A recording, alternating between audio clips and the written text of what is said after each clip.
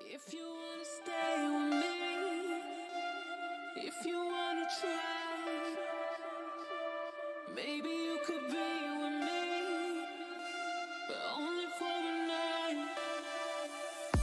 And I leave the window open, baby. Leave our key outside the door. We don't need to tell nobody, but I think I'm ready to belong.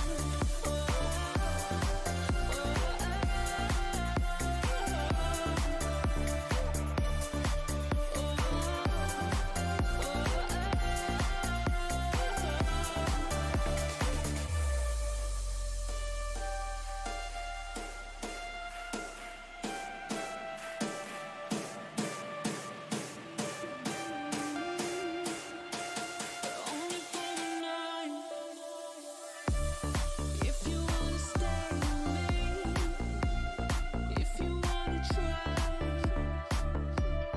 maybe you could be with me, but only for the night.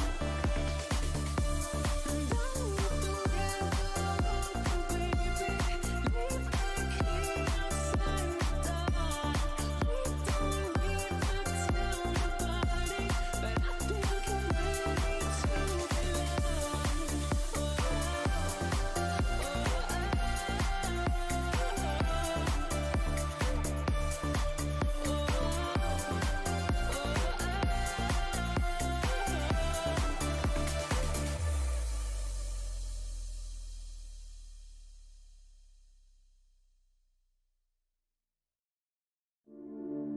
You know it, oh Lord, you know it, for someday.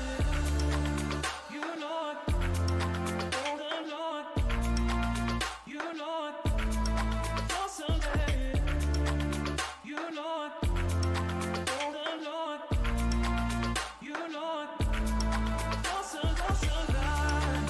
You know it, oh Lord, you know it, for someday. You know it, oh Lord, you know it, for some.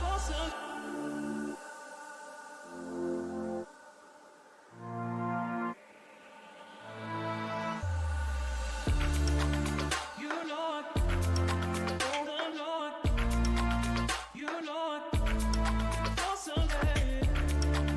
You know it, oh Lord, you know it, for someday.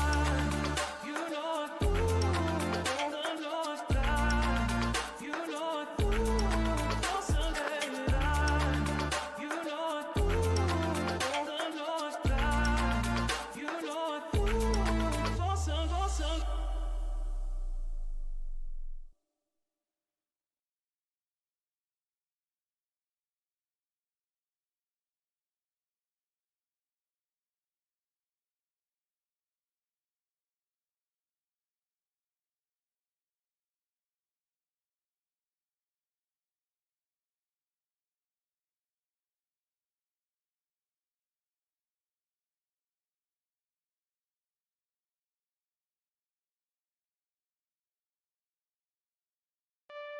If you wanna stay with me, if you wanna try, maybe you could be with me, but only for the night. And I leave the window open, baby. Leave our key outside the door. We don't need to tell nobody, but I think I'm ready to belong.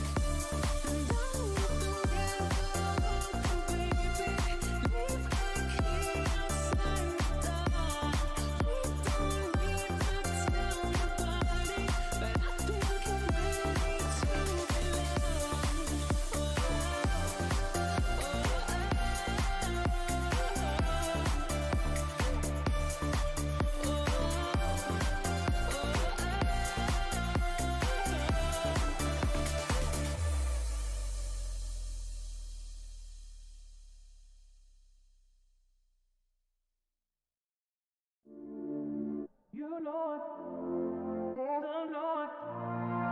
You know it, for someday. You know it, don't know it. You know it, for someday. You know it, don't know it. You know it, for someday. You know it, don't know it. You know it, for someday. You know it, don't know it. You know it, for some.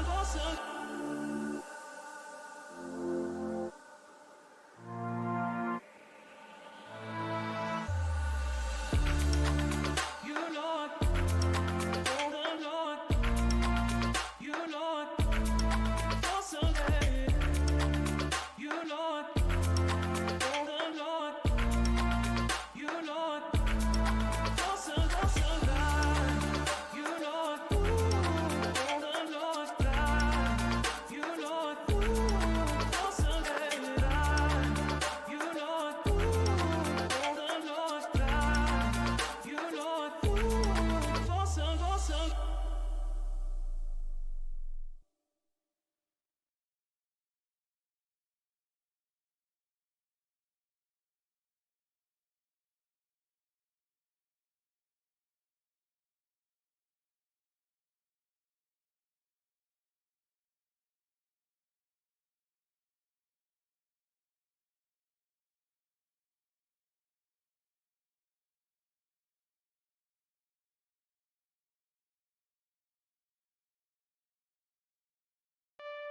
If you wanna stay with me, if you wanna try, maybe you could be with me, but only for the night. And down with the window, baby, leave that key outside the door. We don't need to tell nobody, but I think I'm ready to belong.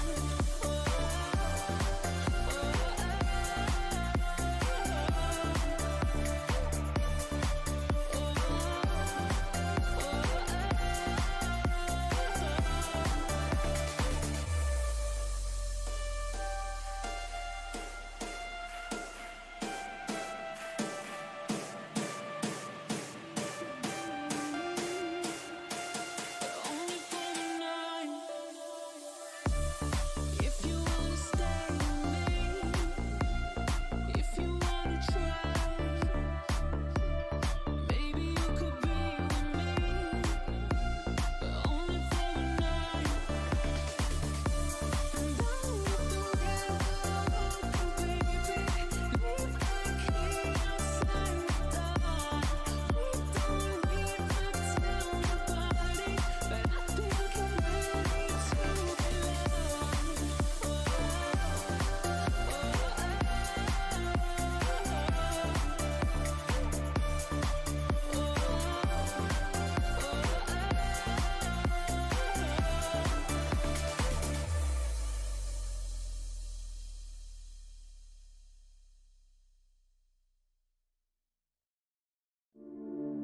You know it, don't know it.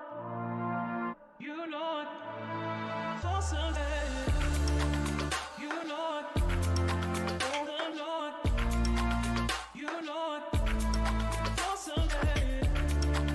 You know it, don't know it. You know it, for someday. You know it, don't know it. You know it,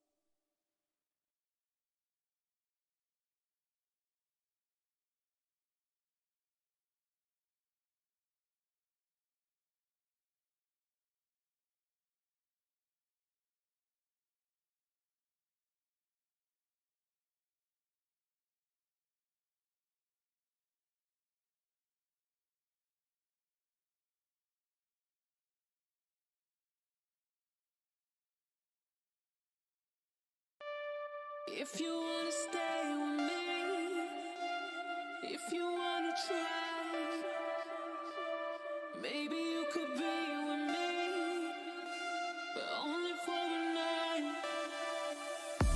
And I leave the window open, baby. Leave that key outside the door. We don't need to tell nobody, but I think I'm ready to belong.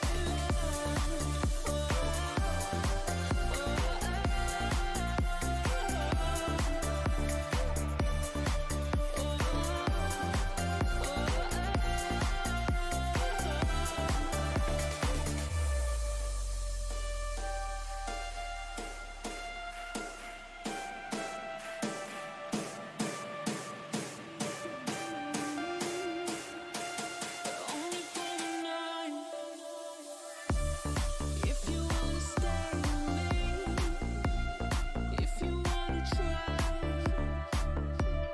maybe you could be with me, but only for a night. And I leave the window open, baby. Leave that key outside the door. We don't need to tell nobody, but I think I'm ready to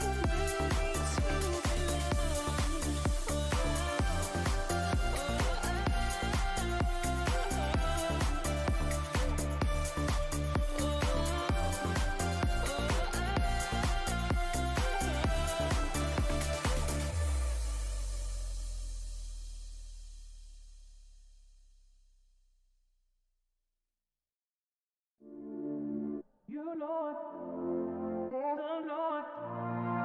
You know it, for someday. You know it, don't know it. You know it, for someday. You know it, don't know it. You know it, for someday.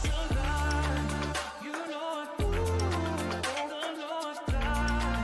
You know it, for someday.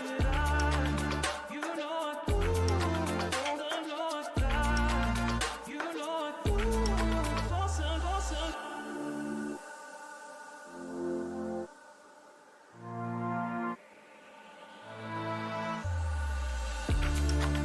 You know it, don't know it. You know it, for someday. You know it, don't know it. You know it, for someday. You know it, don't know it.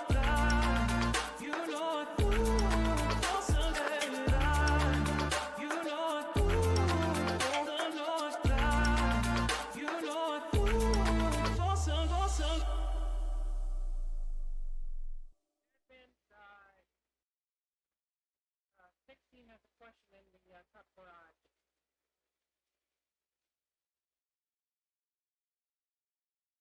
Or the 16 could just ask it in here, it'd be a lot easier.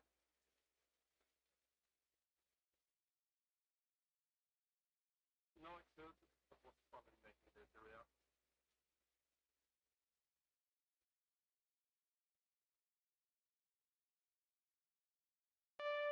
If you wanna stay with me, if you wanna try, maybe you could be with me, but only for a night.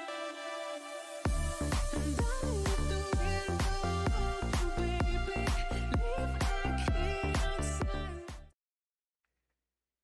Good evening, ladies and gentlemen, and welcome to Kansas Speedway right here on the iCast Racing Network, powered by iRacing.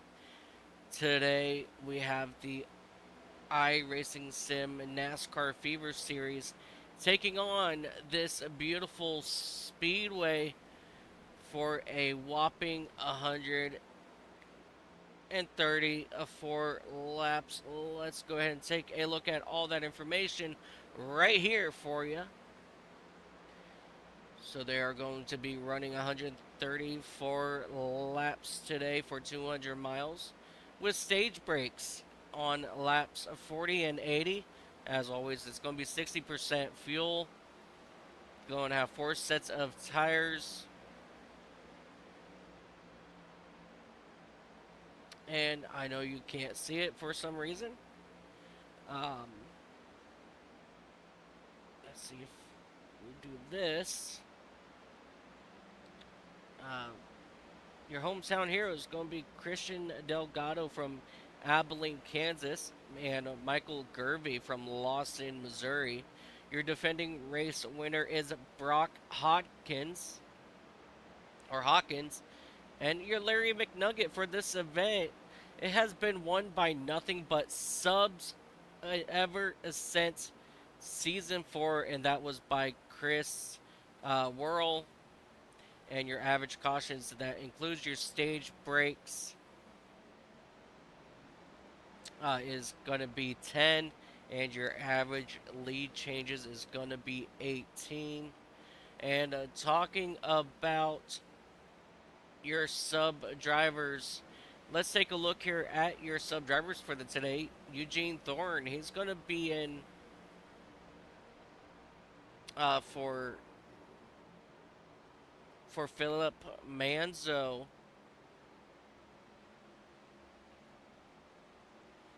Ethan Farless, he's going to be in for Chris Otto.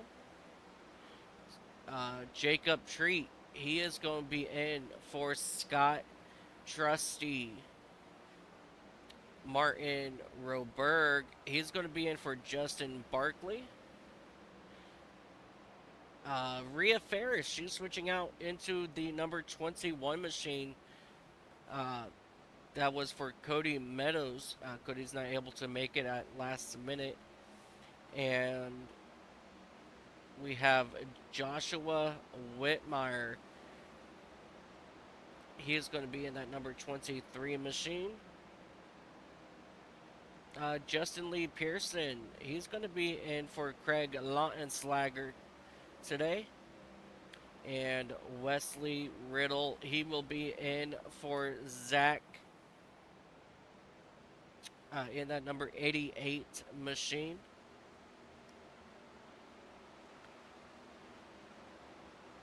And as always, we're going to go to Rhea's top 5 picks to win for today. She's got Charles Robertson in that number 20 machine. He is the season 1 winner. Angel Hernandez in the number 45. Justin L. Johnson in the number 22.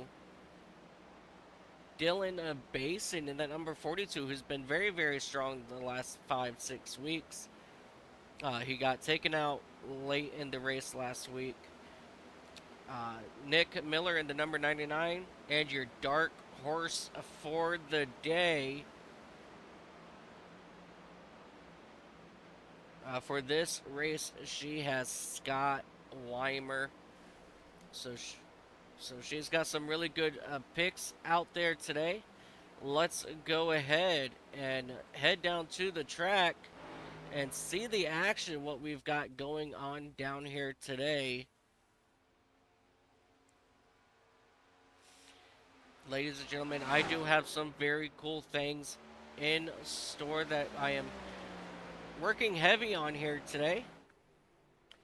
I'm just going to give you guys a really quick, brief preview of it. I have been at it trying to update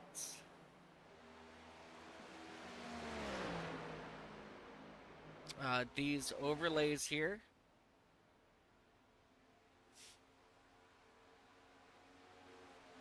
So I'm really super excited to fully get these things here integrated into working how I would like them to look here on stream. But for now, this is what we're going to show, because right now this looks absolutely amazing. As we take a look here at Joey Maines in that number 48 machine.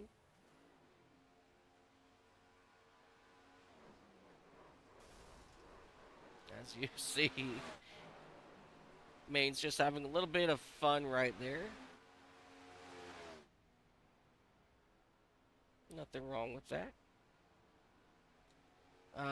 While we're at it, ladies and gentlemen, let's go ahead and let's get some close-ups on some of these paint schemes that we have today. So we have Hungry Jack on board with Thomas Flynn today. He's currently on top of the leaderboard. Tony Fry in that number 41. Joey Maines in that number 48 Ally. Angel Hernandez in the number 45 Beast Toyota. Chase Harden in that number 51 Evil Knievel Ford Mustang. Martin Roberg, he's going to be piloting that number 19 today for Bass Pro Shop. Jeff Weimer in the number 60 Colgate. Ethan Farless is currently not on track. Metler is not on track at the moment either.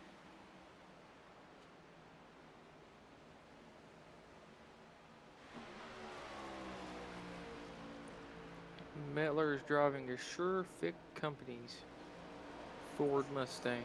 Oh, did he finally show up out here on track? There it is. He's driving that number 66 machine from what I'm showing here. Jacob Treat, he's driving in that number 8 Cheddar's kitchen machine. Isaac Wilson in that number 24 Cincinnati red, white, and blue paint scheme. Andrew Miller in that Saya LTL Freight number 54.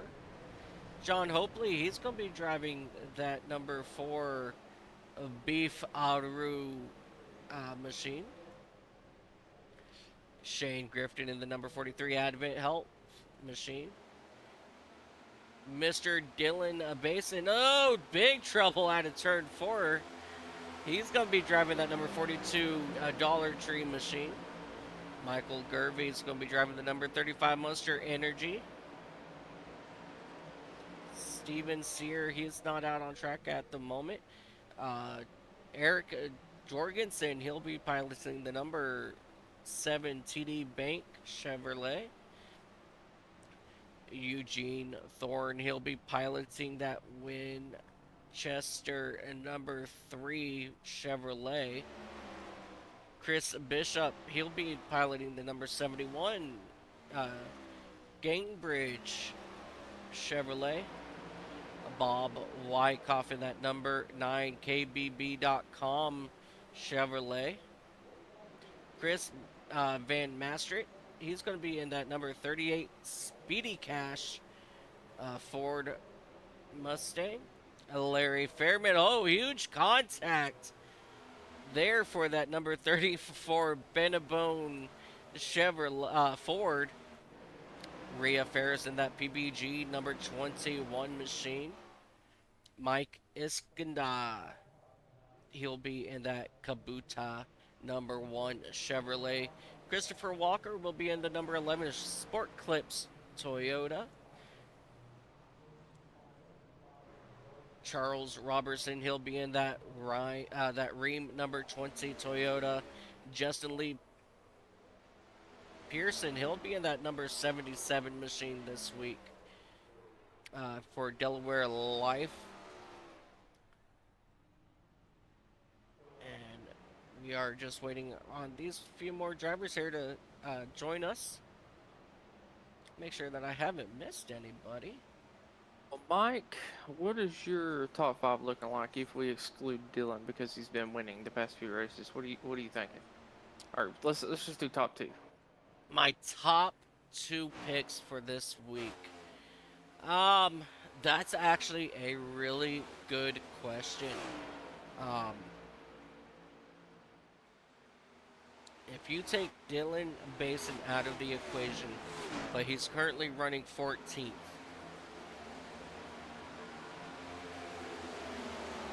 You know what? I am going to continue the trend. And I am going to go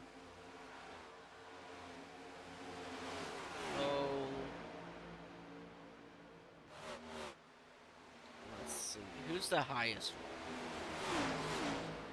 I'm gonna go with Martin Roberg in that number 19 Toyota. He's in here subbing. He's one of our subs here. As you see, Dylan Basin get way loose going through turns 3 and 4. And then you know what? Let's also go with Tony Fry in that number 41 machine.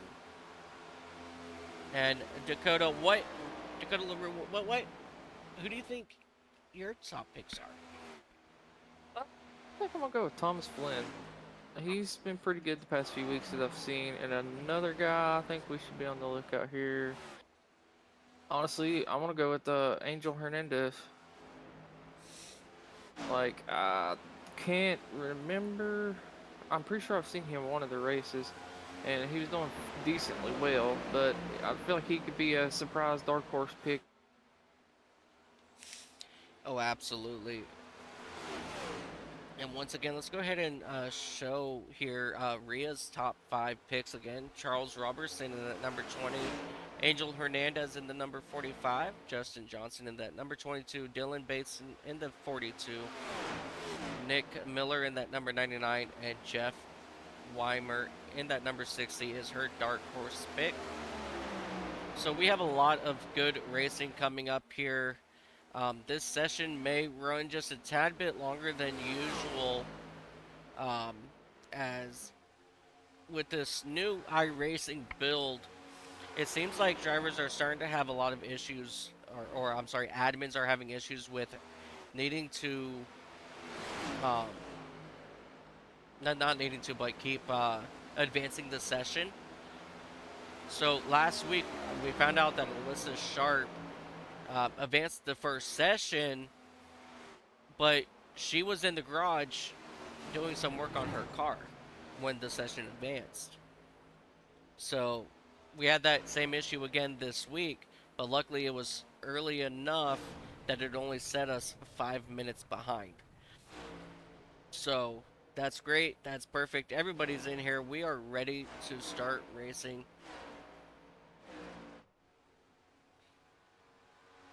As we see here, Alyssa Sharp, she finally got her Kleenex number 17 Ford out on onto pit road.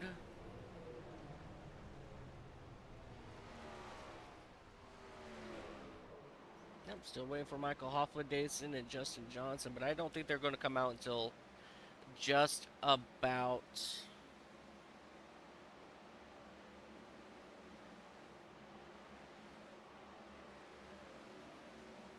when we are ready for qualifying.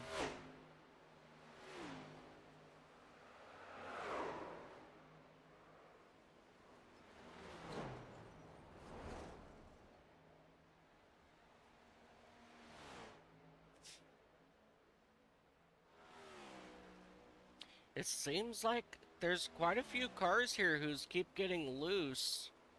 Oh, major contact there between the 6 and 19, I believe that was.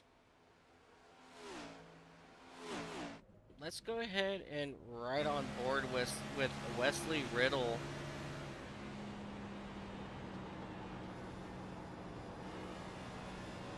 In that beautiful number 88 machine. Riddle out of Harrisonburg, Virginia. He is a sub driver out here today, and he is currently sitting on top of the charts. So we're just going to ride on board here and for one lap around Kansas. What are your thoughts about today?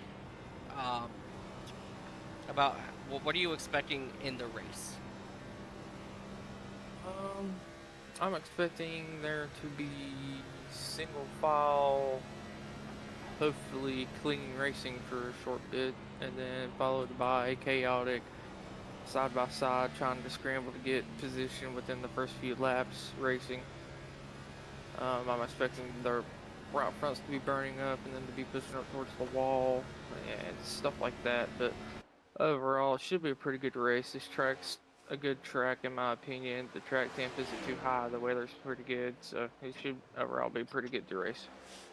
Oh, absolutely. And talking about that weather, let's go ahead and take a look at the weather. The current temperature out is 81 degrees Fahrenheit, so it's a little bit on the. I don't want to say it's a hot. It's not hot out, but it's it's warm enough. Um, the wind is It's current. decent. Yeah, it's decent. Currently, there's wind at northeast at 7 miles per hour.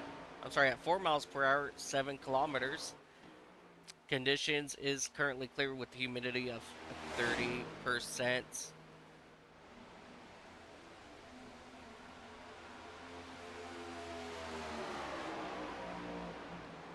I'm gonna have so much fun with some of these new overlays. Oh, looks like Steven Sear, he's finally uh, left the pits in his number 5 Hendrick Cars Chevrolet. So just speaking of the weather, it looks like the temperature is going to go down as the race goes on, which will help some of these drivers that look like they're getting slightly loose. They're definitely gripping up the track more, I would imagine. Oh, absolutely.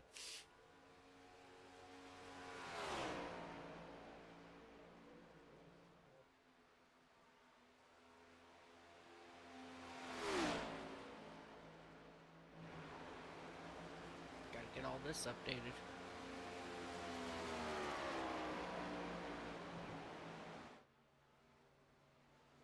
Yep, so we have Steven Sear out of Auburn, Maine.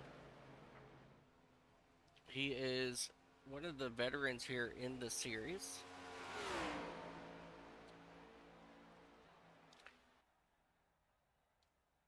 Alrighty, ladies and gentlemen, we are now going to switch over into qualifying.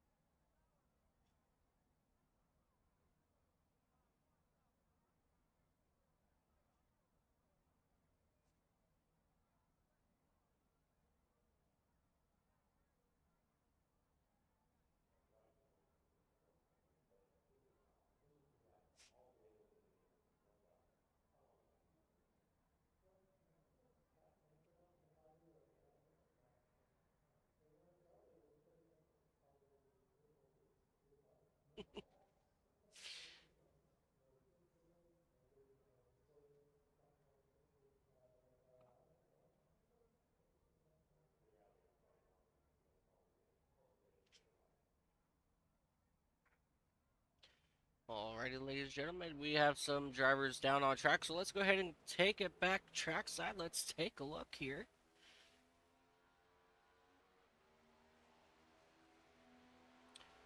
I wanted to hide that. Alrighty, ladies and gentlemen.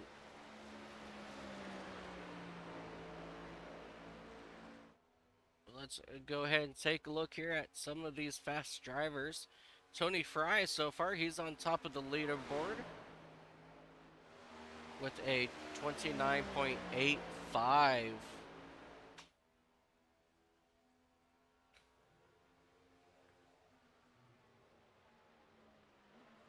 He was not able to complete that better time, and we have a huge trouble here for Angel Hernandez in that number 45 machine. Dylan Basin in that number 42 Dollar Tree Toyota. Let's see what he can do in that machine for Legacy Motor Club. Dylan Basin again. He is out of Lakeland, Florida, as he sets sail through turns 3 and 4 to come back onto this sweeping front straightaway. Down onto the apron, across the start-finish line. He cannot better his time for the time being. Thomas Flynn in that number 47 jumped to the top of the charts. with a 29.8 for that first lap. Let's see what Flynn can do here on his second lap. Can he better that time? So far, it seems to me that their first lap is their best lap. Everybody's having seems like they're having trouble getting that second lap to count. Yeah, I raced her a couple nights ago. That's how it was for me. I thought the first lap was the best lap, but I also did bottom bottom. I noticed a lot of people are doing like top here. Yep. As we take a look here at Stevens here in that number 5 uh, Hendrick Motors. Uh, I'm sorry, HendrickCars.com Chevrolet or Hendrick Motorsports. His first lap was only a 30.35, and that will put him so far 25th on the board. So he will need to make a big jump this lap if he wants to climb the leaderboard, which he is unable to do. So he will currently stay back in that 25th position.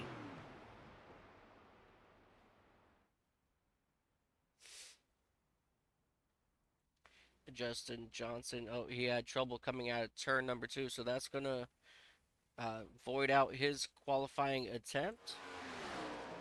Andrew Miller in that number 54 for Joe Gibbs Racing out of Mandan, North Dakota. He is coming down the back straightaway here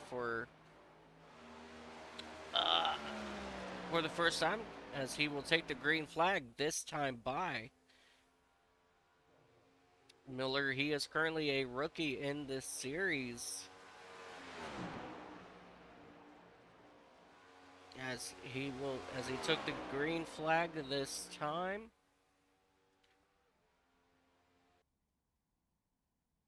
Oh, and that will end our qualifying session, ladies and gentlemen. So, that being said, ladies and gentlemen, I think we all know what time it is.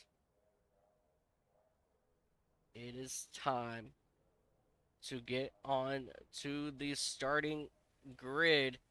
Let's go ahead and take a look here at our starting grid. On the pole is Thomas Flynn in that number 47 machine. To his outside, it's going to be Tony Fry.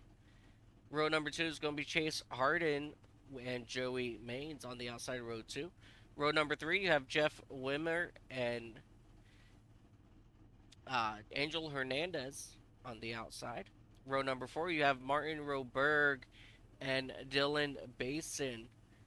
I think this is the furthest back Dylan Basin has qualified. Row number. Oh, I think I accidentally skipped row number 6.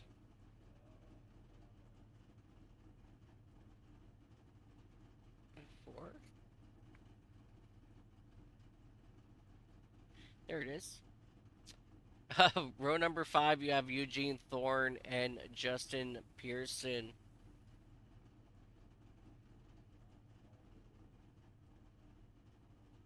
Row number 6. Wait. Yeah, here Row it is. number 6. Yeah, row 6, Wesley Riddle and Christopher Walker. Matt Metler and Christian Delgado will be row number 7. Row number 8, you have Rhea Ferris and Nick Miller. Row number 8, you have Isaac Wilson and Chris Bishop. No, that was row 9.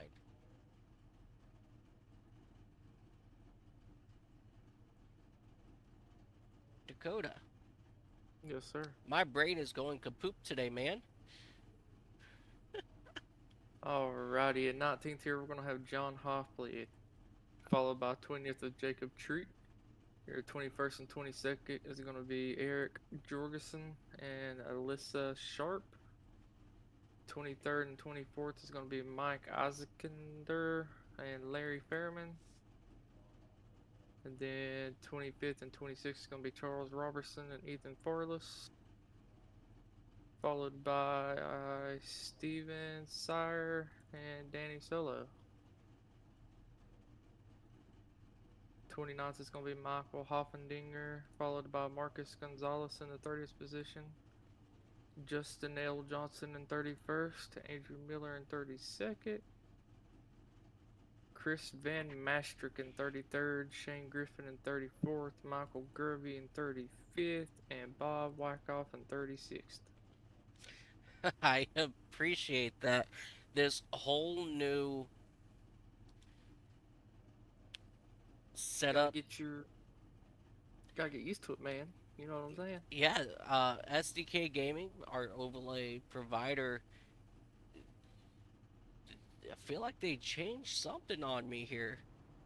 Because, like, none of this is looking familiar unless if this is all on my end, which I'm not 100% sure if that's the case. Let's take a look here. Yet it was all on my end. I was looking at the wrong ones. Do you know how to mute the chat? In Sim, Mm-hmm. yes. Go to the settings. Okay. Audio. Click on the audio tab, and it'll be like Hold on one halfway second. down. You want me to just there we go. Voice chat.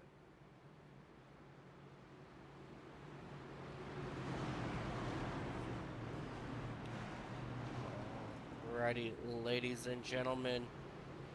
Because I think this is so cool, I just want to give you guys a quick preview of this as we get ready to go here green for the Tornado Alley 200. Thomas Flynn will bring them to the green flag, and we are racing for round number 11 for the ISNF series right here at Kansas. I really think like that new overlay right there as they come flying through turns 1 and 2. A lot of movement, looking to go 3 wide back here in the back. We have a lot of movement as they go 3 wide here into turn number 3 and 4. Now this track is very, very wide, so it's possible for these cars to run that wide, but how long do you want them to be able to run 3 wide? Ideally, you don't want to be running 3 wide at all. Here, you would prefer to just kind of be 2 wide or 1 wide if possible. Because the situations like what just happened back there where someone getting hit down into the apron. Yep, that was the 12 car of Christian Delgado. He had a phenomenal save. But he will collect up that number 12 car for Penske, and he will continue going. The way you drive this track, you come up off the corner and get as close to the wall as possible. So when you're 3 wide, it's very easy to slap someone into the wall.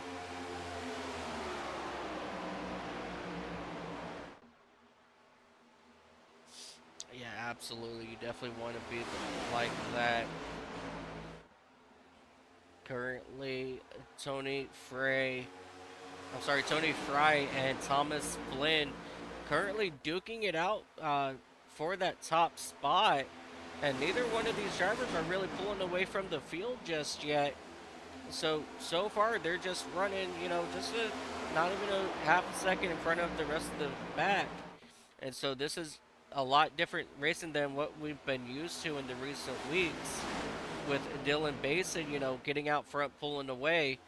But Dylan Basin, he's right now currently running in that 6th spot. So he just might be biding his time at the moment, not really showing what he's got underneath that hood.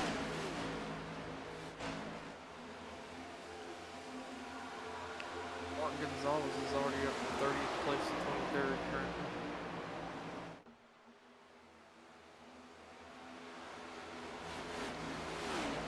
Mark Gonzalez back here in that number 2 machine. As we have one car really slow, that would be the 99 of Nick Miller. looked like he possibly got loose out of turn number 4, but he's able to keep it straight and keep going as we have big trouble right behind them.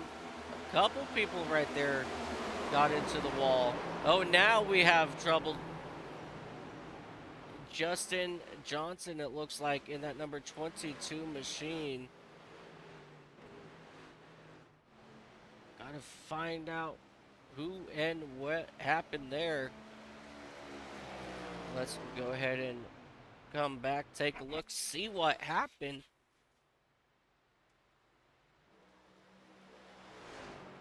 A lot of things just happened there, so I gotta take a second here and find out who, when, what, where, and why. It looks like it's gonna start with Jeff Weimer or Weimer. If you want to Alright. start there. It'd Alrighty. be going into turn 1, I believe. Turn 1.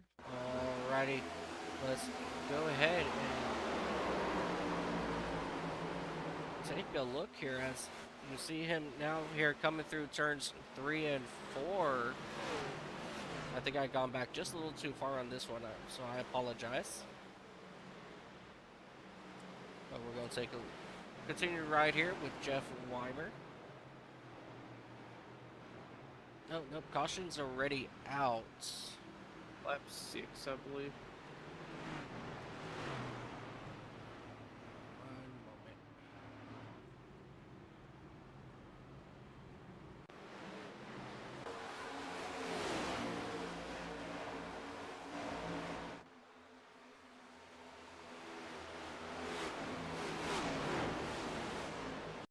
All right. So let's take a look here at the 6. And when the time comes, I'm going to jump over to Justin Johnson as you see the 60 gets turned. And that's originally what started a lot of this mess. And then here on the back straightaway. Oh, looks like that was actually the 2 car of Mark Gonzalez got turned into the outside wall.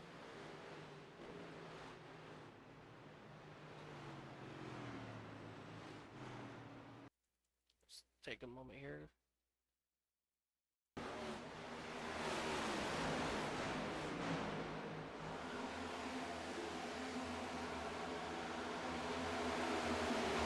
Yep.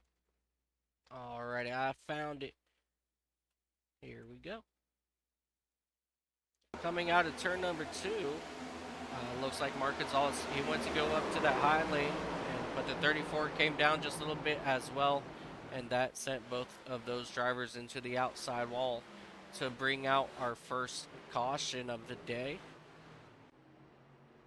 A few noticeable mentions. Isaac Wilson is currently in P12, started P17. Charles Robertson is in 13th, he started 25th. We got Mike Oskander, started in 23rd, is currently running 15th. I mean, a couple of these guys are just moving right through the field right now. Justin Johnson started in 31st, he's currently sitting P19. Oh, absolutely. A lot of drivers moving up. Bob Wyckoff moved up just about 14 spots since we went green. And right now, he's our biggest mover right now, starting further back in the field as Fred, our pace driver, getting ready to give it back in the hands of Thomas Flynn as they approach the restart zone.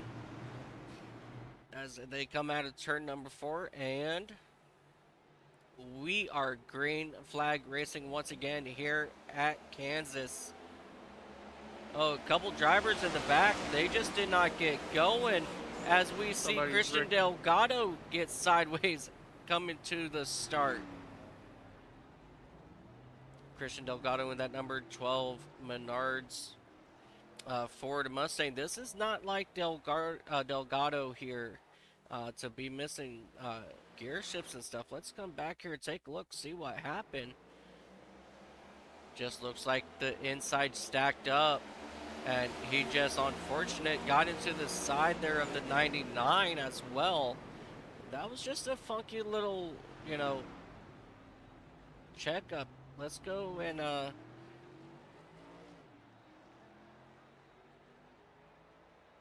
Looks like he had a little help there, to be honest with you. yeah, he definitely had some help. Let's go ahead and come back here, take a look, and get one more view of it from Christian's view. As they just start going and they just get major stack up, and he just got his tires picked up off the ground, and that is all she wrote from there. So a very unfortunate circumstance there for Christian Delgado in that number 12 Menards machine for Penske.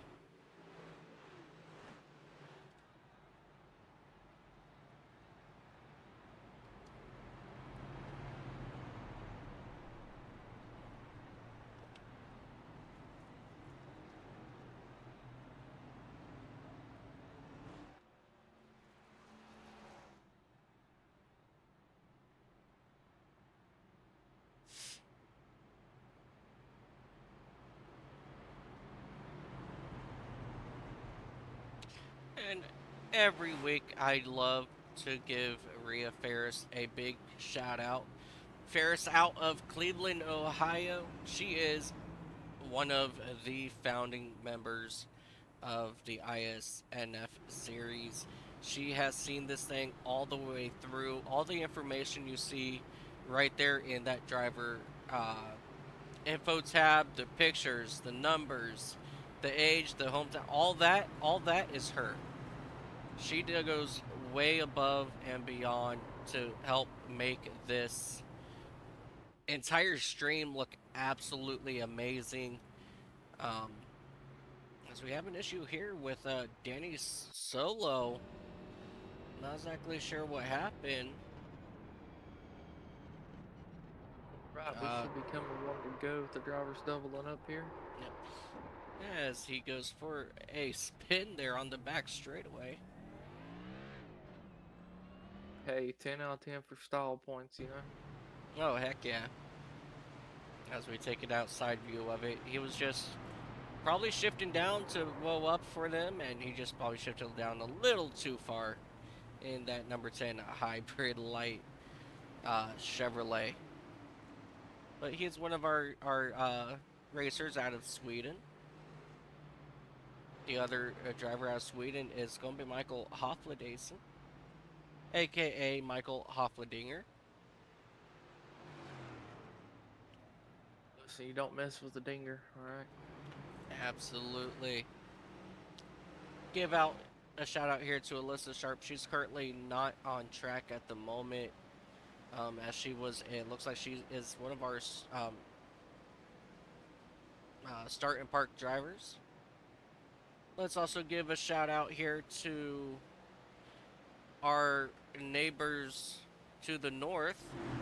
We have John Hopley in that number 4 machine. He's out of Pace car is in. Ontario. Pace car's in. Let's go racing, boys. Thomas Flynn gives a huge jump out of the restart zone there.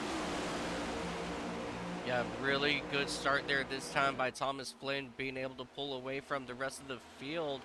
As the rest of the field, they decide to go 3 wide, looking to go 3 wide for that 3rd spot, or 4th spot, with Dylan Basin trying to get it into the mix.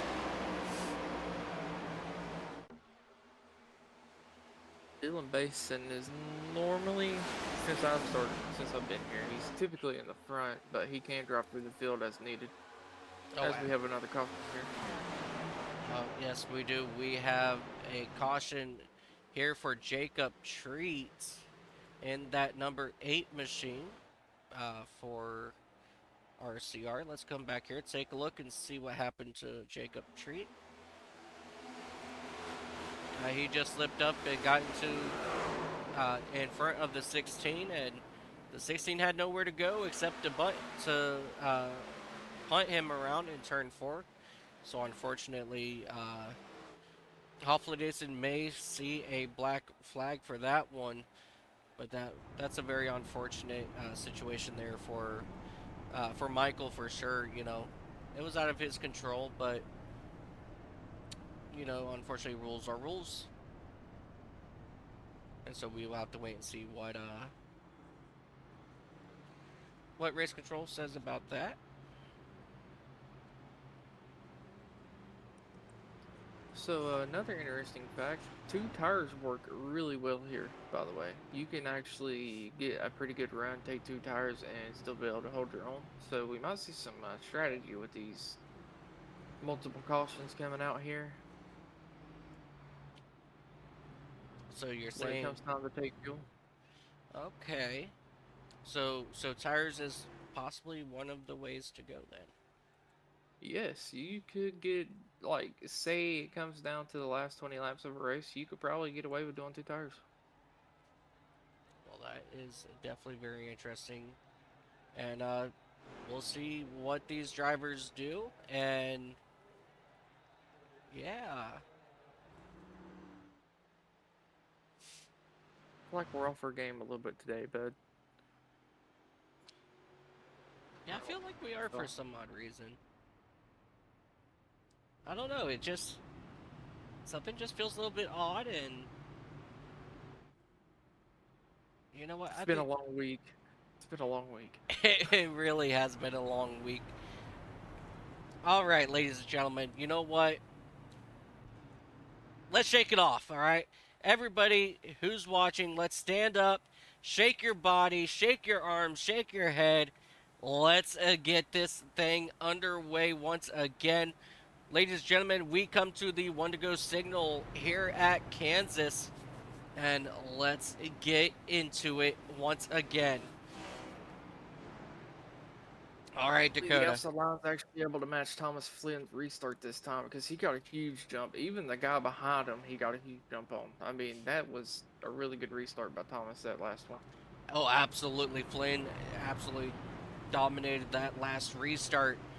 You know, it's a lot easier for third place to time, you know, these restarts as well.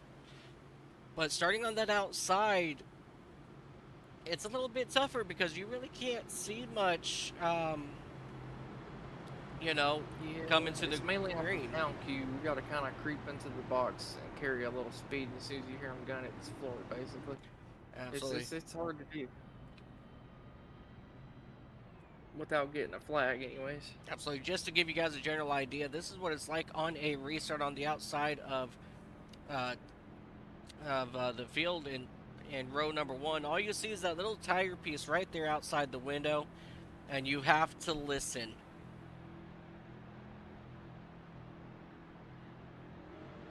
Right there. Thomas gets another great start here.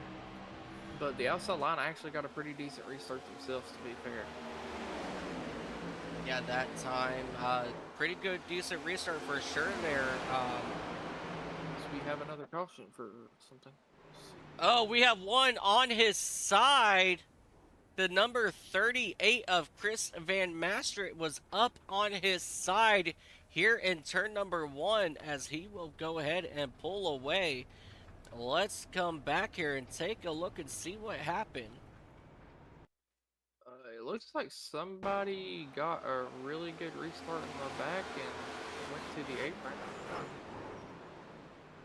What a wild ride there for the number 38 machine of Chris Van Mastert. Ethan Farless, he's a sub in here today as well. In that number 6 machine, he got involved. Michael Hoffladason was involved here as well. Sounds like something happened, you know, right in front of them. I'm rewinding and watching the restart. It looks like the 16 hung back a little bit, got a run, and at the start finish line went down to the apron and tried to come up and right hooked off of somebody's front bumper. Gotcha. Wait a second here. This is usually a no-no for me, but I'm just trying to see something. Alright, but I don't see anybody else who could have been involved. So we'll go ahead and jump here as we take a look here at a couple of our drivers down here on pit road, including Van Mastrit. He's down here getting service. Michael Gervey's down here. Michael Hoffladason, Andrew Miller's getting repairs. Mark Gonzalez, Fairman, Farless, Jacob Treat. A lot of our subs are down here in the pits at the moment.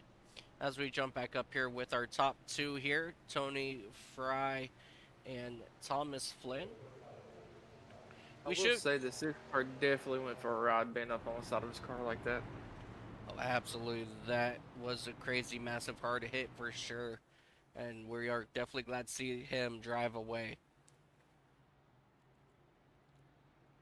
All right, they're doubling up, coming to one to go this time. Alrighty, here we go.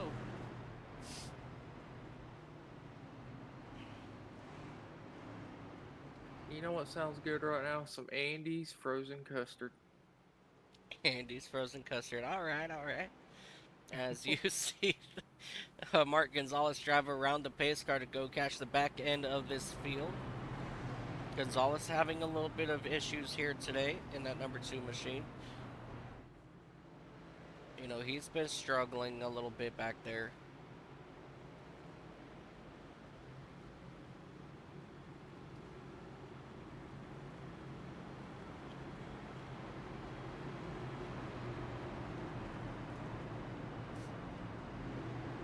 Justin Johnson in that number 22 Shell Pennzoil Ford Mustang for Penske. He snuck his way up into the top 15 after gaining just about 16 spots since we went green flag racing. And Bob Wyckoff in that number 9 has gained just about 18 as the pace car is off here once again. And let's go green flag racing once again here at Kansas.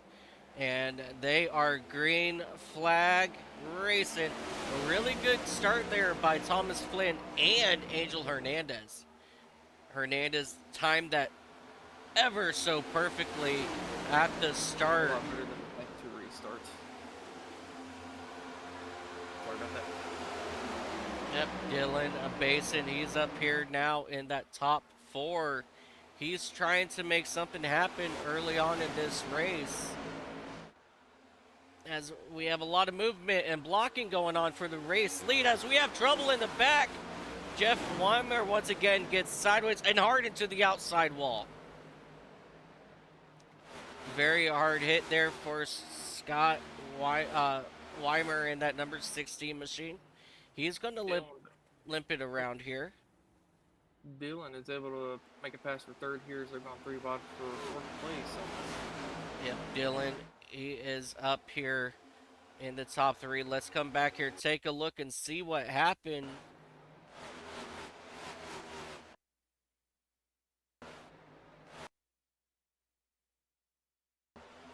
So exiting turn. Alright, so he gets turned, and not sure exactly what happened, but he just turned right back into the outside. I think he possibly got some tire issue, and then Mark Gonzalez had issues as well coming out of turn number 2. Let's take a look here, see what happened. He was just riding around that outside, got loose up into the outside wall, and just unable to get the tires to stick after that, and he will spin it into the inside without further damage to his machine. Let's head back up here to our front runners here. Angel Hernandez now takes over that race lead in that number 45 machine, followed by Thomas Flynn, and here comes the hard-charging Dylan Basin looking to overtake for that 2nd spot.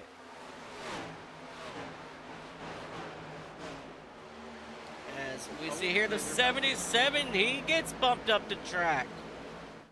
Ooh, hard hit into the wall. Yep, the 48 bumped Justin Lee Pearson into the outside wall. Justin's probably not going to be too happy about that.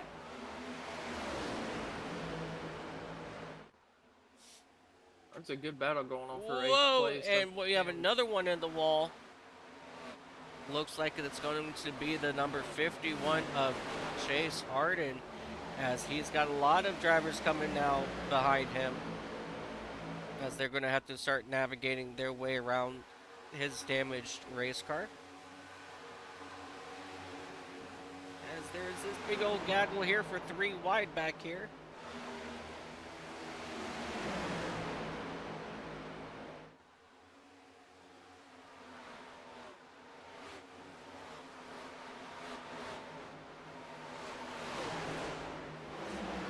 Lot of movement from a lot of these drivers. The 24 sneaks up right in front of Martin the 24 sneaks up in front of Martin Robergen at number 19, but the 19 was able to lift to avoid contact.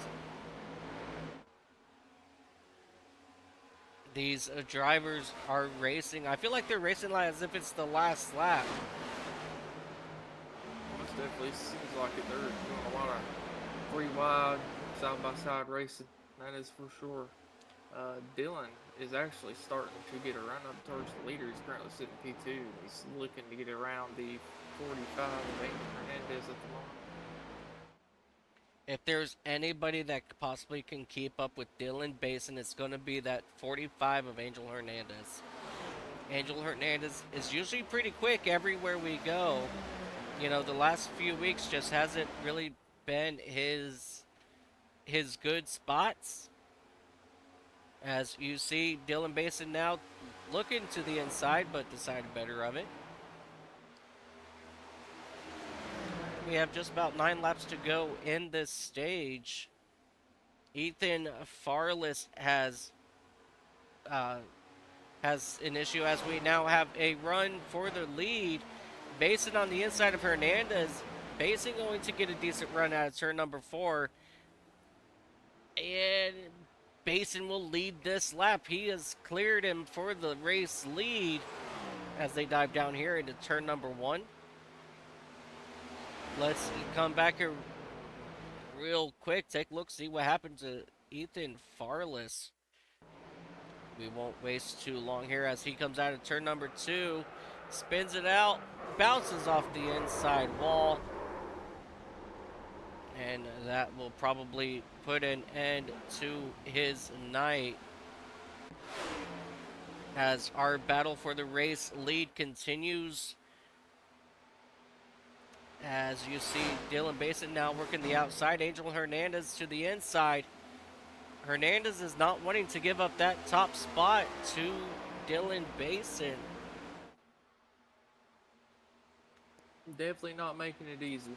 I will say that. Oh, absolutely. He is not making it easy whatsoever. But he's finally somewhat got a comfortable lead for the time being. Wesley Riddle in 4th place. It looks like he's actually starting to gain on 3rd place in the leaders here.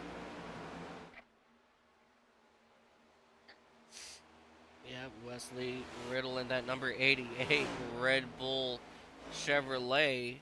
He's slowly but surely been creeping his way up, you know, towards the front of this group. You know, remember the last few races has been won here by a substitute driver. And so right now,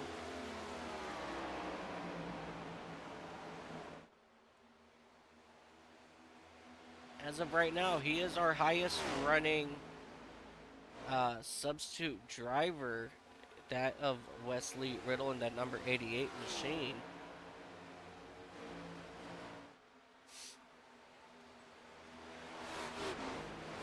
As we have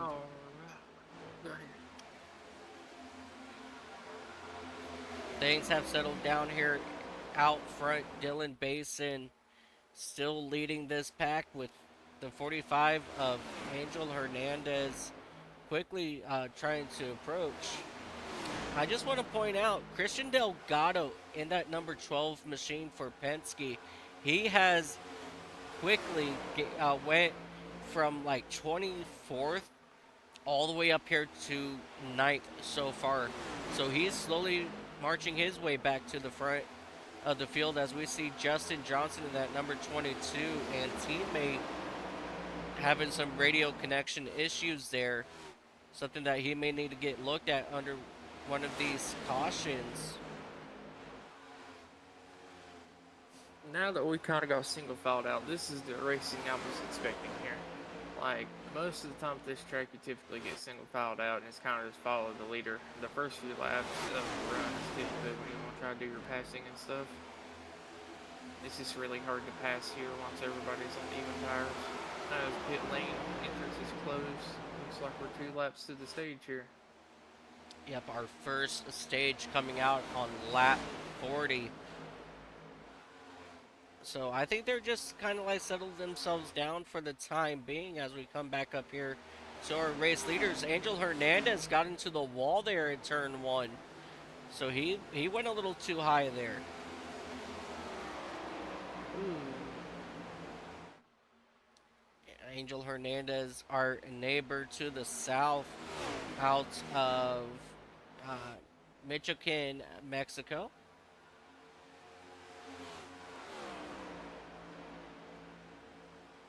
Angel, I apologize if I mispronounced the hometown. As we do have our stage caution now. And Dylan Basin, he will round out your win here in the first stage.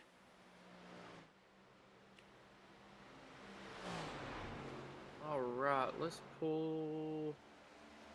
Why don't we pull in Angel for an interview? What do you think? Yep, absolutely. Let's take a second first. Let them get settled down behind the pace car here.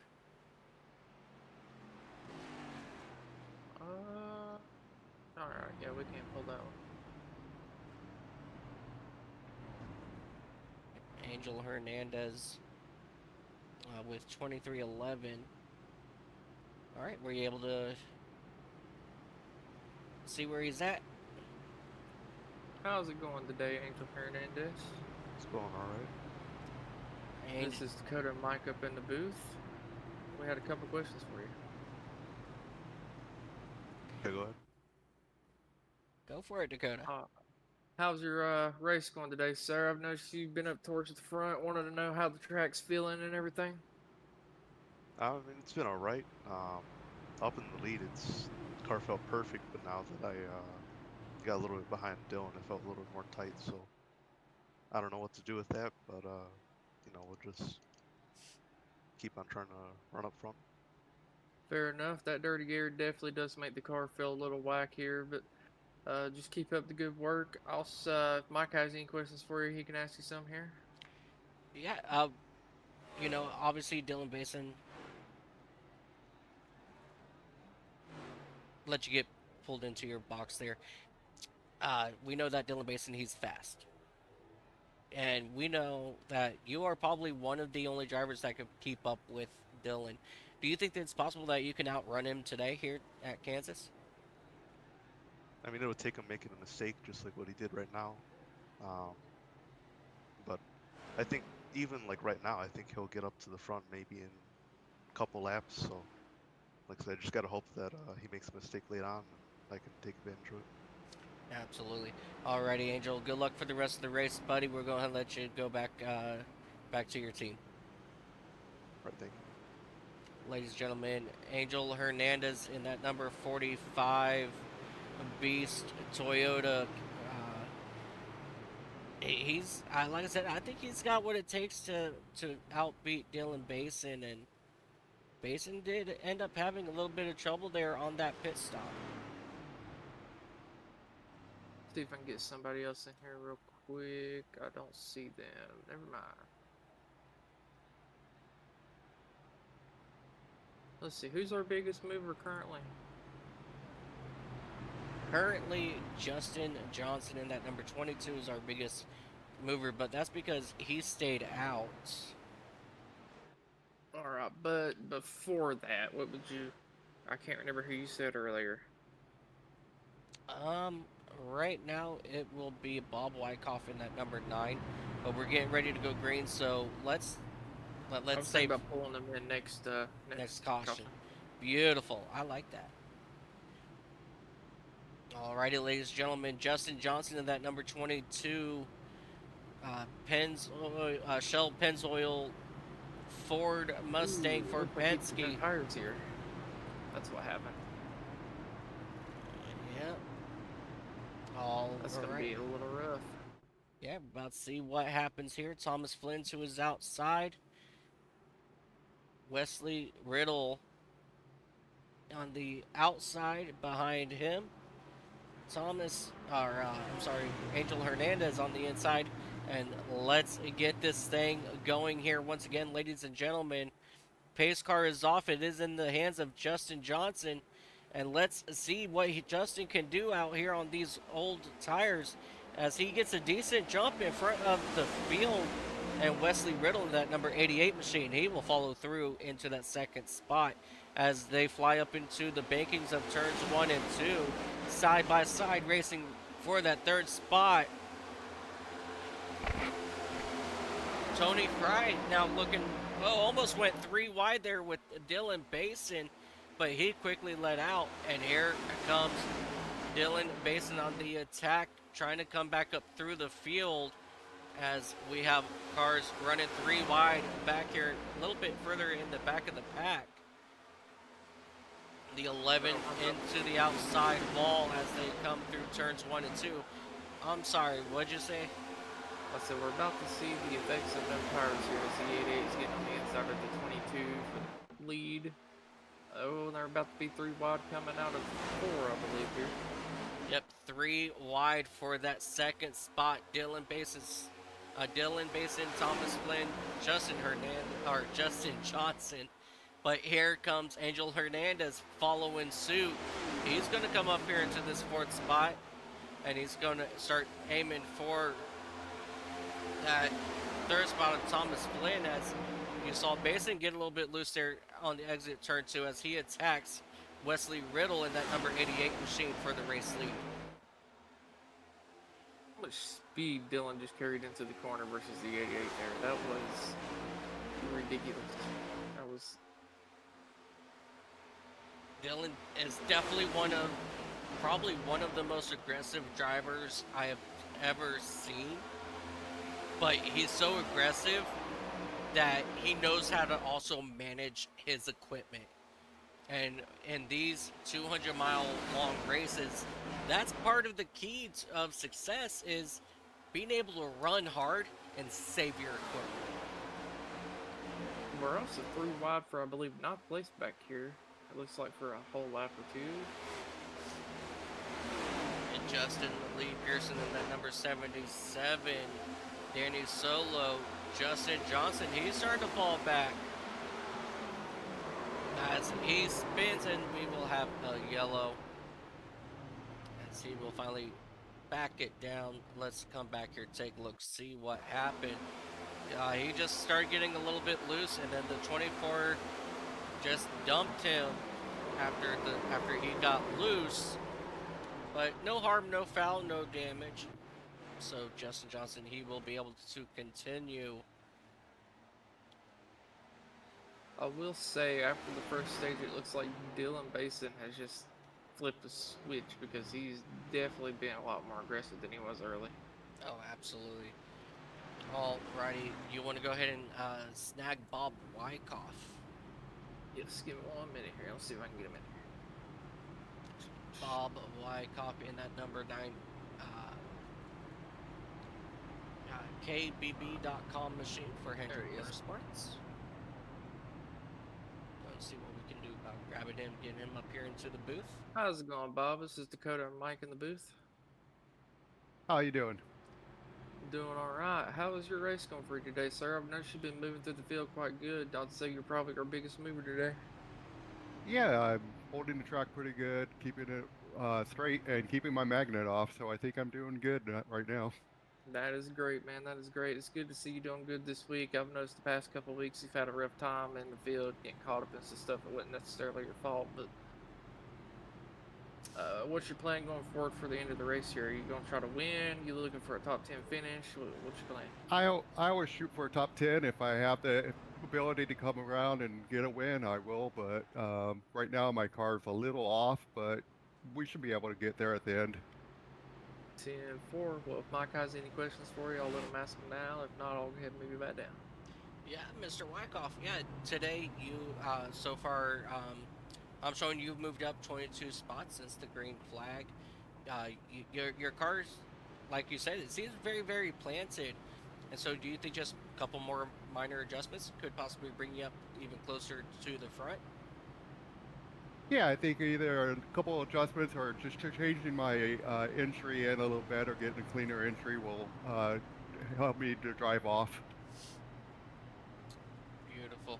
All right, Bob. Keep up the amazing work you're doing here in Kansas, and good luck for the remainder of the race. Thank you. Appreciate you taking time to join the booth, brother. You have a good one. Ladies and gentlemen, Bob Wyckoff, driver of that number 99 Hendrick Motorsports Chevrolet. We should be coming to get the one to go signal this time. All right, I know who we need to do next. Who are we going to bring in next? You need to bring Rhea in here and you can interview her. Yes. And while we are... Why does it look smushed? What looks smushed? Somebody's saying that the broadcast looks a little smushed. Give me one moment, I can double check for you here, bud.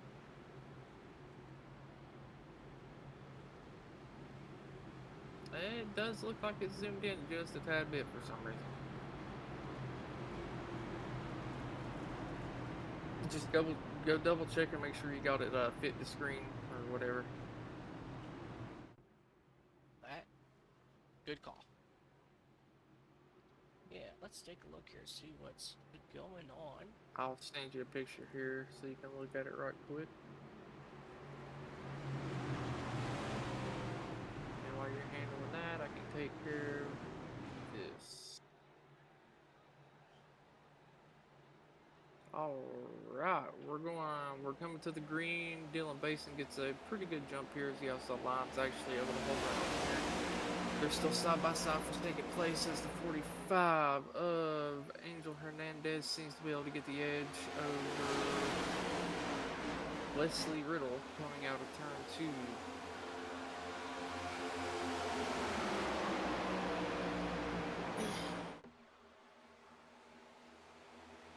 So it looks like the 48 is going to be able to edge out for 4th place here, and the 88's getting another run on the 45 on the outside. Oh, that would make contact. 88's able to save it. And Dylan Basin is just driving away currently.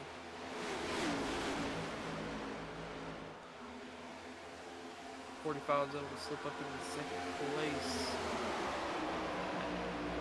48 as well is able to get up into 3rd. The 88 is fell back a little bit, now being passed by Joey Maines, I believe.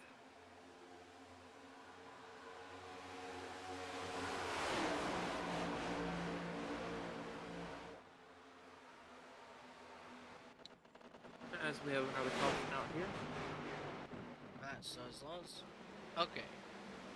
Don't you be starting that stuff on me now. Alright, so everything is showing now. Everything's looking pretty good.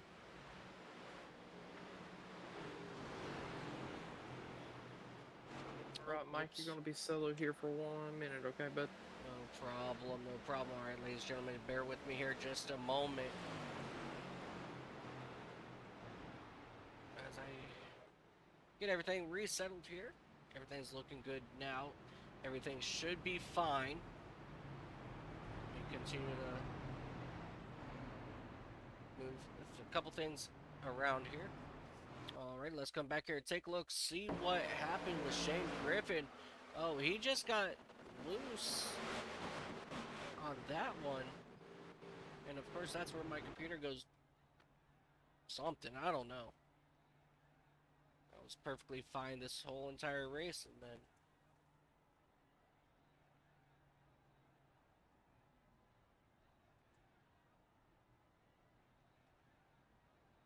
as you see Shane Griffin here in that number 43 down on pit road getting service on his machine.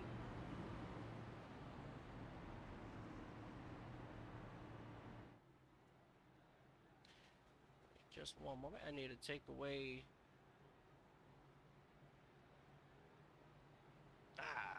There we go. That's a lot better.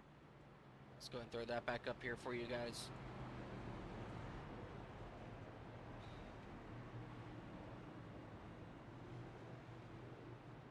Alrighty, ladies and gentlemen. Let's see what we can do about getting Rhea up here into the booth. And Team Penske. We are going to move her. Miss Rhea Ferris, do you have a copy?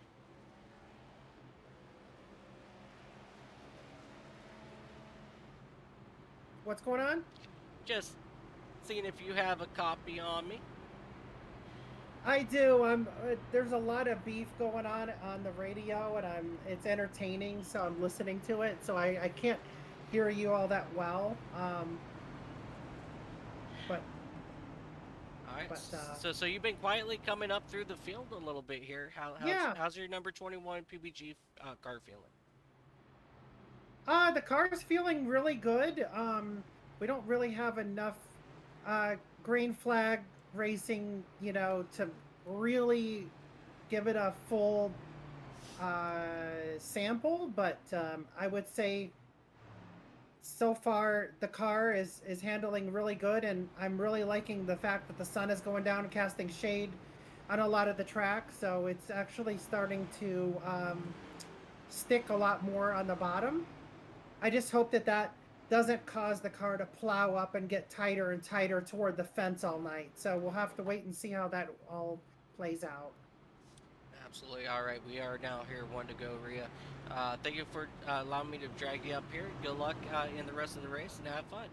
For sure, and I apologize for laughing in the beginning. I really couldn't hear you because everybody else is yelling, and so anyway, have a good broadcast, my friend. Alrighty, and I'll go ahead and what server were you? Where were you at? Were you? Yeah, man. Oh, I was down in the Penske chat. Penske. Alrighty, let me Yeah. go and throw you back down into Penske.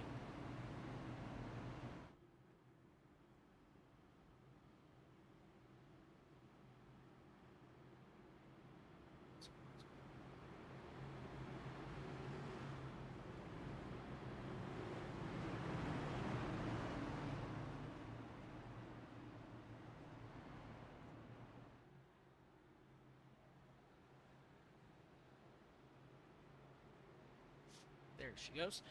Alrighty, ladies and gentlemen, that was Rhea Ferris in that number 21 machine for the Wood Brothers.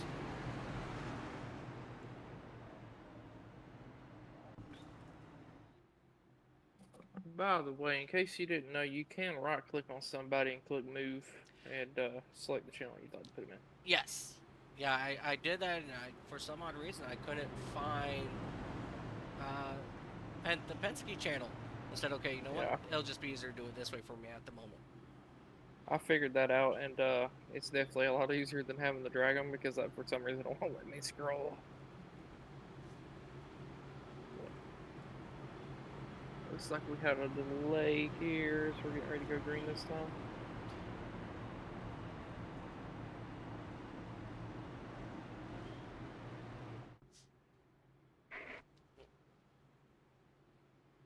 Yep, absolutely.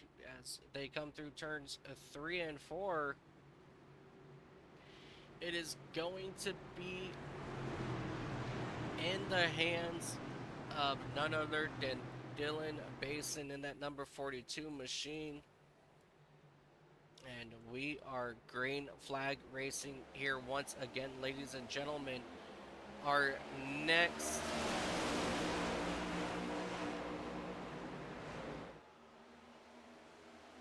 our next stage is going to be on lap 80. Just keep that in mind, as they are once again 3 wide back here, right around the 10th spot. A lot of these drivers. It is better to start getting your positions here on the restarts, but how hard do you want to actually drive though here on the restarts? It varies setup to setup. The issue with pushing hard like early is going to be you can build tight and end up burning your afternoon off worse. But if your setup's built, I mean, good, you should be able to push hard the entire time.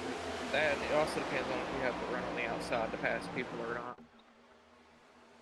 The main place you want to be is on the bottom to conserve tires, so you have speed for later. But I think the worst I've seen tire-wise is like 60 in the front, 80 in the rear, and that was on a full fuel run.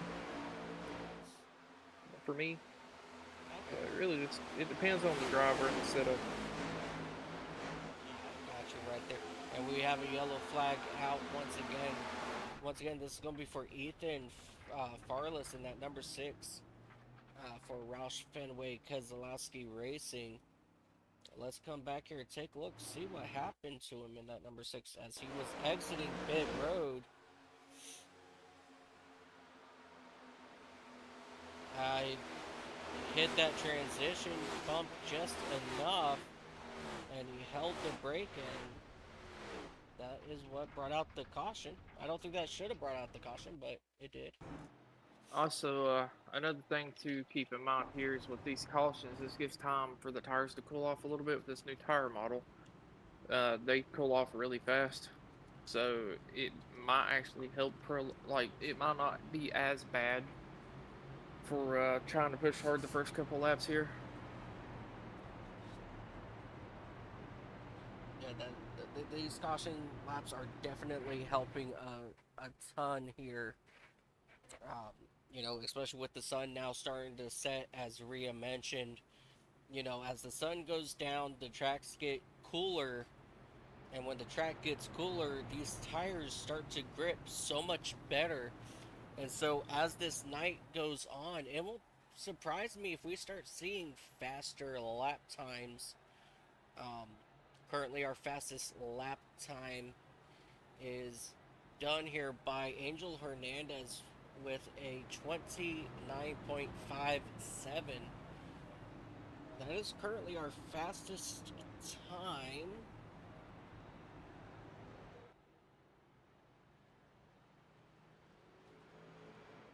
I believe we'll see a 0.3 before the end of the night here. And, you know, just for giggles, who do you think is going to set that time? I want to say Dylan, but I kind of want it to be like a surprise, to be honest. So I'm honestly just going to go with Angel. He's got the fastest time currently. I think he's going to end up with the fastest time.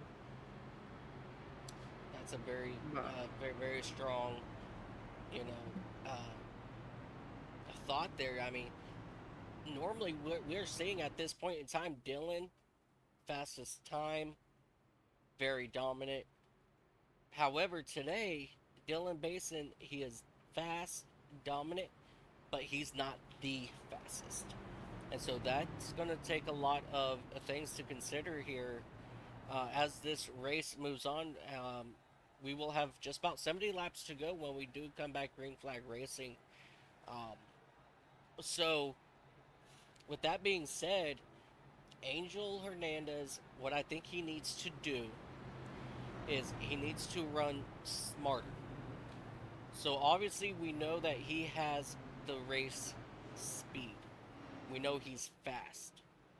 But what I think he needs to do is he needs to manage his tires better for the long runs.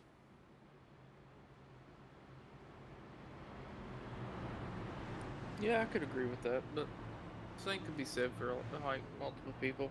It really is. It's really going to depend on if we get a good long green flag run here or not. That's going to be the main determination of what the drivers need to do tire-wise and stuff like that. Because with the amount of cautions we're having right now, they're really not able to get a long run, so it's kind of hindering tire management and fall off. Yep, I agree with you 100% on that. Let's take a look here. Let's take a look here at. You think something's up with the resolution D-base?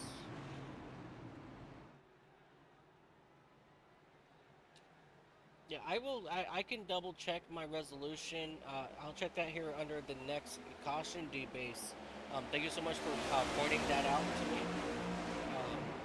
But yeah, I will definitely take a look here under our next caution as we are green flag racing here once again at Kansas. Dylan Basin out to a decent start, but we have a good fight here between Thomas Flynn and the 48 of Joey Maines for that third spot. But here comes Christian Delgado, who he snuck himself up here into the top 5, looking to overtake these two drivers for that third spot.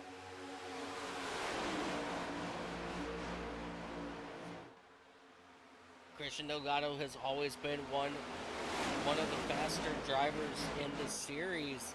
Just unfortunate as he gets bumped into the wall, as I was about to talk about issues that he has been having.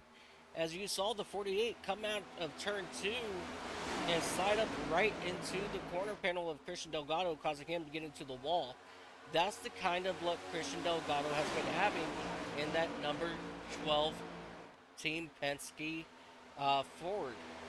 He can't seem to catch a break now as he starts to fall back to that 7th spot. So I think that damage is probably costing him a little bit of speed.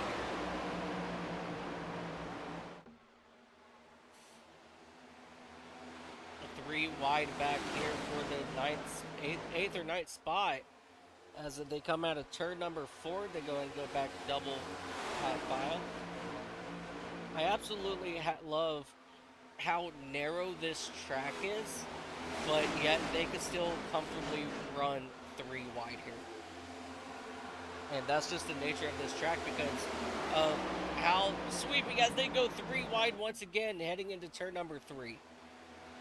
The corners here are so sweeping corners. They're not like the arch in it is not so, detrimental like other tracks. And so they're able to keep that momentum up and able to run 3 different lines and run 3 wide.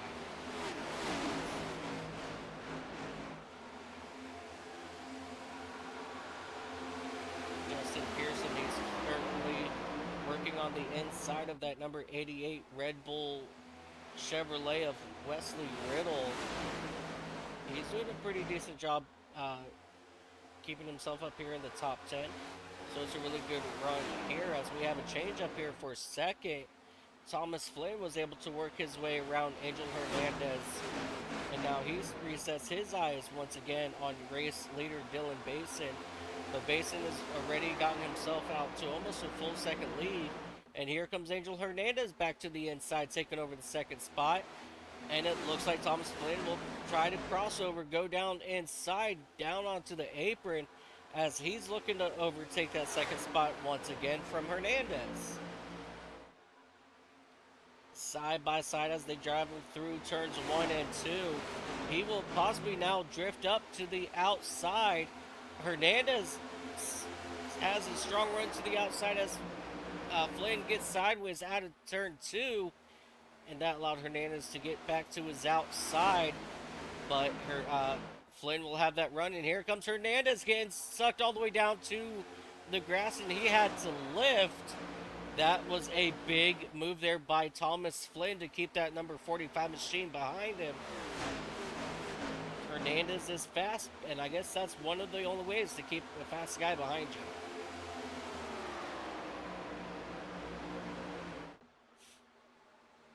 Dylan Basin out front enjoying this battle from his rearview mirror, because the more that these guys battle, the further ahead he can pull away as drivers behind him continue to run side by side.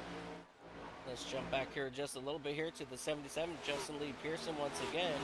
He's on the inside of Wesley Riddle and that number 88, able to make that pass as he's now working on the inside of Christian Delgado. Justin Pearson out of Fort Wayne, Indiana. He does have 1 win under his belt, still looking for that second win.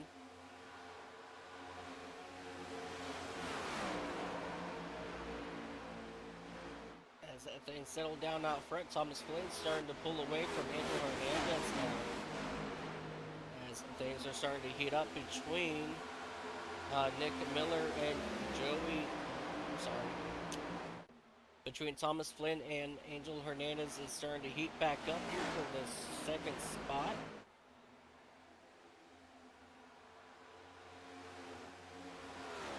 Single file behind them. Multiple cars down on the apron. You know, the way that these guys are currently running, it kind of looks like Super Speedway racing on that front straightaway there, as we may have some trouble here on the back straightaway. Everybody's able to get through almost 4 wide there.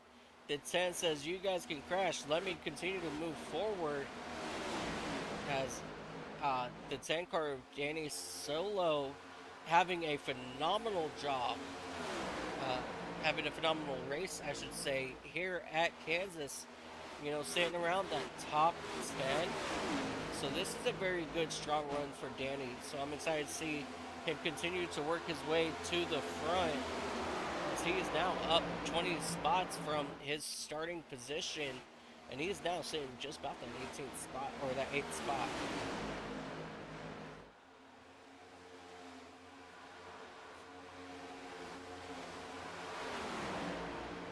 Let's take a look here at Isaac Wilson in that number 24 machine for Hendrick Motorsports. Wilson out of Shelton, Washington. He's slowly trying to make his way towards the top 10.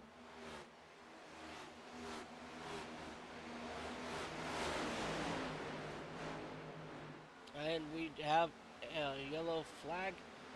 That will believe that is going to be our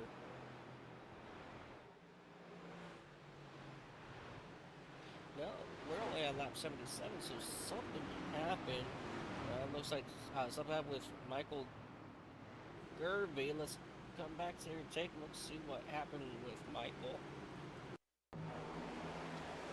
He just got loose and he took the 35 hard. Yeah, Michael Garvey hard into the outside wall after getting hit in his corner panel. That is one of the most scariest things as a driver. As you see, the 6 gets loose out of turn 2. Dakota, have you ever been in that situation where you're just driving straight and the next thing you know, you're being turned to the outside wall? Oh yeah, multiple times, especially at super speedways. It's bad. You'll be like, oh, I'm getting a good run, getting a pass. Next thing you know, like, uh-oh. You're like, that ain't supposed to be there. You're looking directly at the wall. It's never a fun time, especially whenever you're racing for a championship or anything like that, or just racing in general.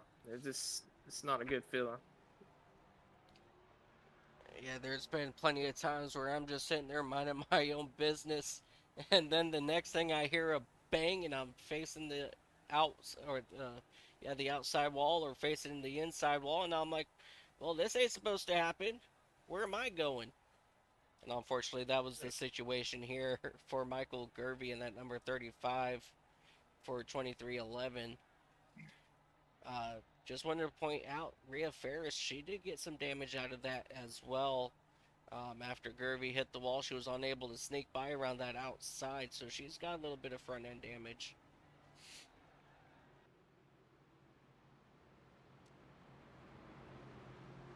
Alright, so these guys are now working lap 79. When they come back green flag, it's going to be lap 80. So I'm not sure if this is going to be the stage caution, but that's remains to be seen. Let me go ahead and take a look at my graphics here real quick, so that you guys don't have to look at what I see.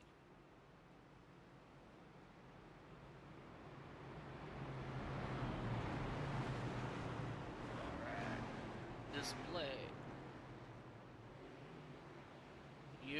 my friend. All right.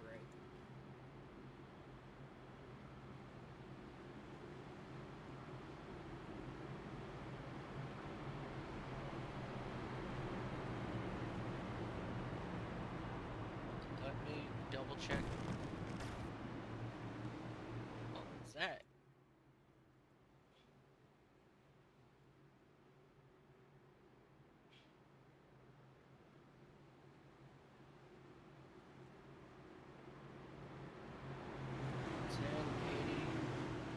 Okay, we are getting ready to go green here once again. Let me bring that back to you here, ladies and gentlemen. Let me know if that looks any better to you guys. As we are back green flag racing Dylan Basin. He does not get a good jump as Angel Hernandez stays to his outside. That was an incredible start by Hernandez. As they come through out of turn 2 down this back straightaway. Hernandez is fighting hard on that outside, trying to get to the outside of Basin as Basin drifts up in front of him as they come out of turn number 4 back to the start finish line as we complete lap number 81 as they start working lap 82. Hernandez a little bit sideways there as Thomas Flynn in that number 47 machine sneaks to his inside. Nick Miller snuck. Oh, Nick Miller's up there in the number 99 as he's looking to overtake that top spot as something happened with Hernandez and now he's fallen all the way back to that 11th spot. It looked like he got a little bump and got loose there. And that's exactly what it looked like.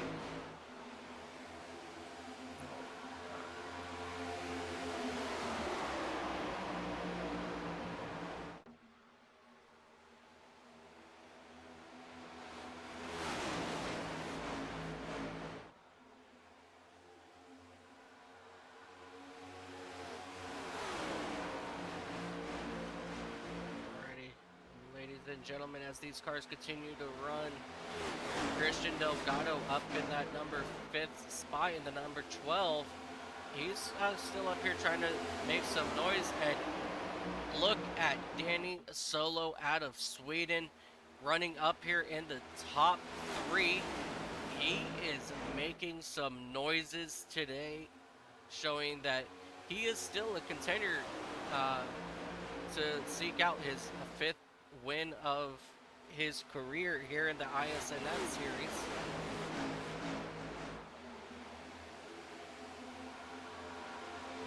Someone else I'd like to point out is Christopher Walker, currently 6th. He's doing pretty good tonight as well. Oh yeah, Christopher Walker in that number 11. Was that Great Clips or Sports Clips Toyota? He's slowly been making his way up here to the front as well. He's had some issues the past few weeks, and so it's good to see him finally up here running very well. Looks like the 45 fell all the way back to 11th and is having to work their way back towards the front here as they're going past 2 people.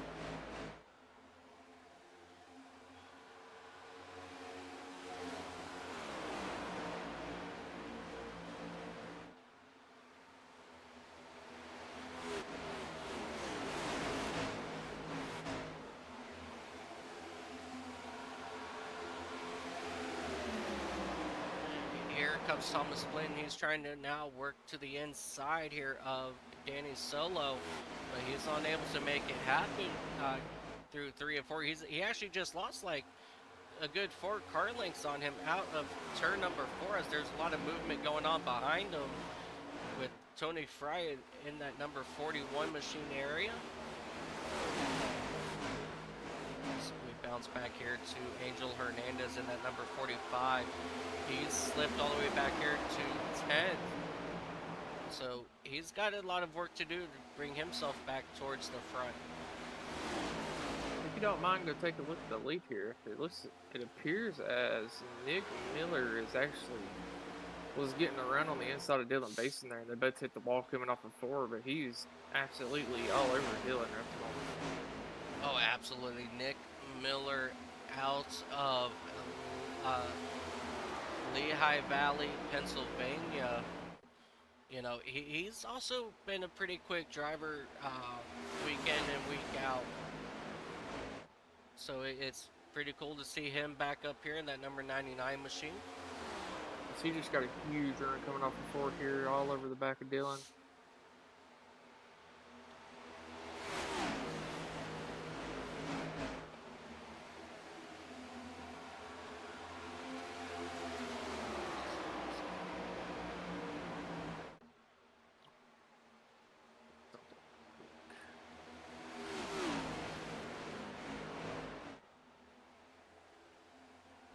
Alrighty, as you see here, there's just a 0.2 difference between your race leader, Dylan Basin, and second place Nick Miller, as they both continue to run right around that outside. But here comes Danny Solo making some noise now for that third spot. You know, tonight's been a pretty, like, I know there's been a fair share of cautions, but you're starting to see some people up here that I haven't seen the past few races running near the front. And there's been multiple lead changes and stuff like that. It's been a pretty good overall race. Oh, absolutely. So far, these drivers all around, that these guys have put on an amazing show so far here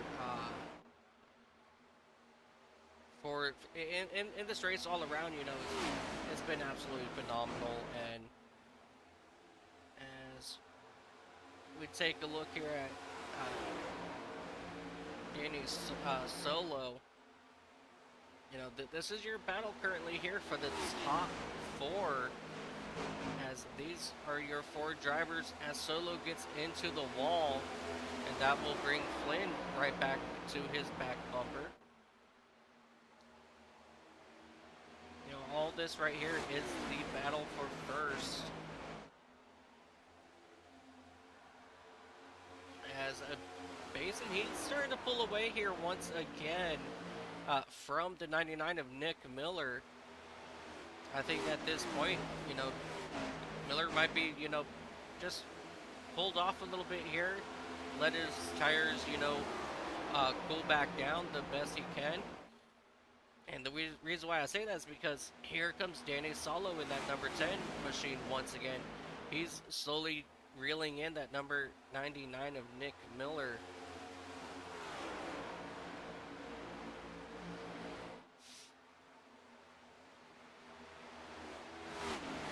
It also appears Thomas Flynn, who's been running near the front all day, is starting to slowly work his way back up towards P3, P2 area. Yep, Thomas Flynn in that Hungry Jack number 47 Chevrolet. He's absolutely been making a lot of noise here. He was in the front early and fell back a little bit, not too far, but it looks like he's kind of got his car figured out and starting to work his way back up there. That he is. Angel Hernandez has went from 11th place to 6th place in this last restart since they fell to the back there.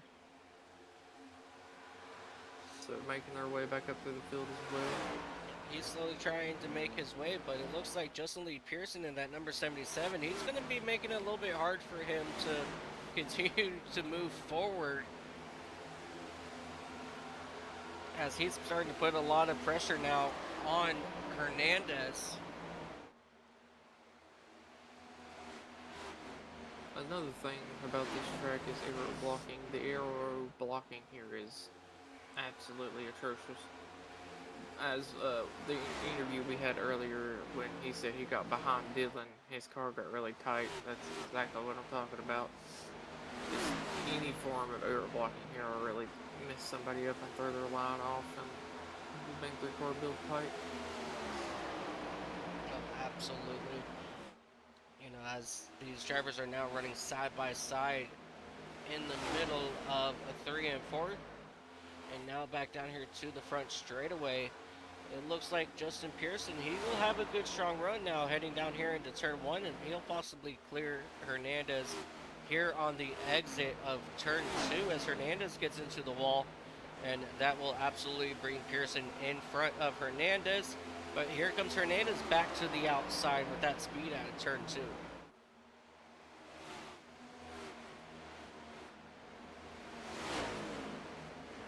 Sucker leaders is running up to some lap traffic here.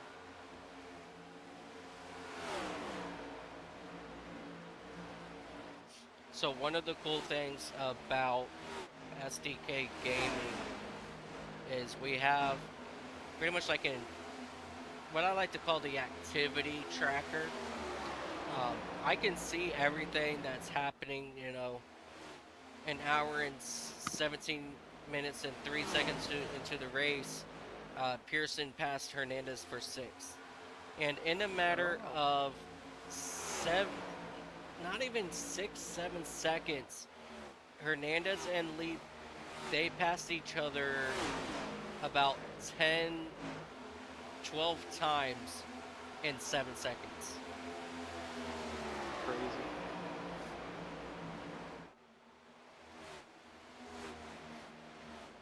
I didn't know that software did that. I'm gonna have to look into that. Oh, absolutely. It is one of the coolest features here. Meanwhile, I'm doing it the old school way and just going through the field looking at everybody. Well, unfortunately, SDK Gaming is a paid subscription, but it is so totally worth it. Oh, it appears the 99 burnt. He must have burned his tires up a little bit early in the run, trying to keep up with Dylan there, because Dylan is a full second gap on the entire field. Absolutely. What do you mean by that question?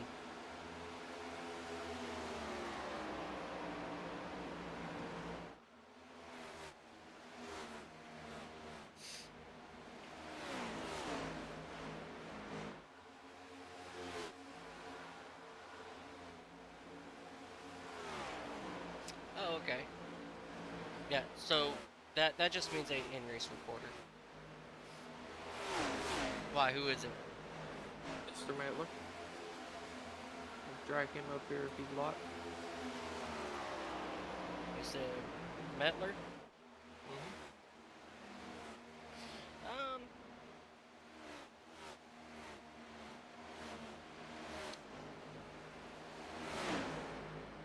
Yeah, let him settle down a little bit here for this battle that he's having back here, as he is racing hard with drivers that are not part of his lap, so he's just having a little bit of fun out here as he allows these two drivers now to get around. Looks like that's going to be the 8 and the 71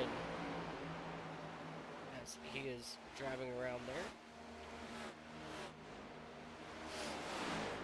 Ooh, we have someone, Danny Solo, going into the pits. Absolutely. It looks like we are now starting our green flag pit stop cycle as we take a look here at Danny Solo out of Sweden. He's going to go ahead and get those right side Goodyear tires, and the crew's going to run around, give him left sides as well. Let's see who else. Bob Wyckoff has come in. Eugene Thorne has already come in. Sear has been in and out. Iskandar. Yeah, so here we go with our green flag pit stops now. Like the early call for a pit here, but the only bad thing is if a caution comes out within the next 10 laps, it's really going to throw a wrench in your plan. Especially if the leaders don't come down and you're not able to get your lap back. Oh, absolutely, definitely. So now we are in here to watch for pit stops. I know that this is going to give out some information that, like, you really don't want to be looking at. But let's take a look here.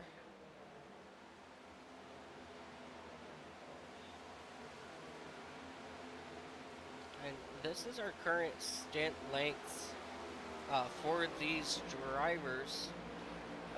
Looking here at the top four, so they're pretty much even throughout the top four. So they're all. Oh, and we do have that caution. And now the people that went in and took tires will either have to take a wave around or get lucky dog, and we'll be in the back of the field as the people who are currently ahead of lap are able to go in and get for, fresh stickers and some fuel, and will maintain their position ahead of them. Absolutely, it looks like it's going to be for Isaac Wilson. Let's come back here and take a look. Ooh, the See? 4 car just hit the wall hard trying to check up for Dylan Ooh. there. The 24 hit the wall pretty hard. You said the 4 car of John Hopley here. He started, coming down here in turn 1, and he had to hit the brake hard, and he just slammed the outside wall. So he's going to have to bring that number 4 as he gets major air there. He will have to bring that machine down to pit road. And that's very unfortunate because Hopley was one of the ones that already came down pit road to get service on his machine. So this is going to be a very horrible thing here for him as he will have to come down and get repairs on it. Isaac Wilson in that number 24 machine. Yeah, I think it looks like he may be packing it up as we have our leaders and everybody coming down pit road.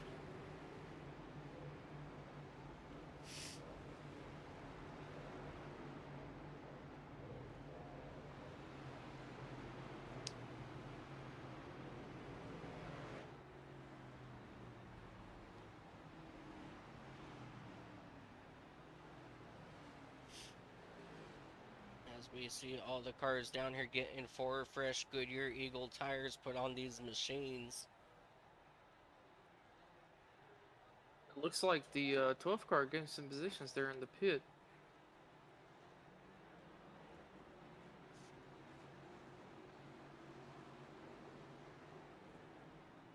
Yeah.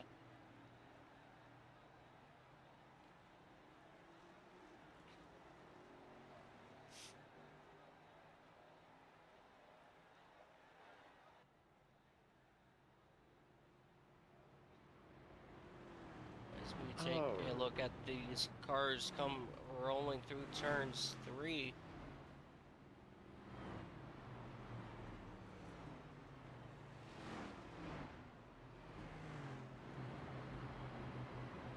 How many cautions do you think?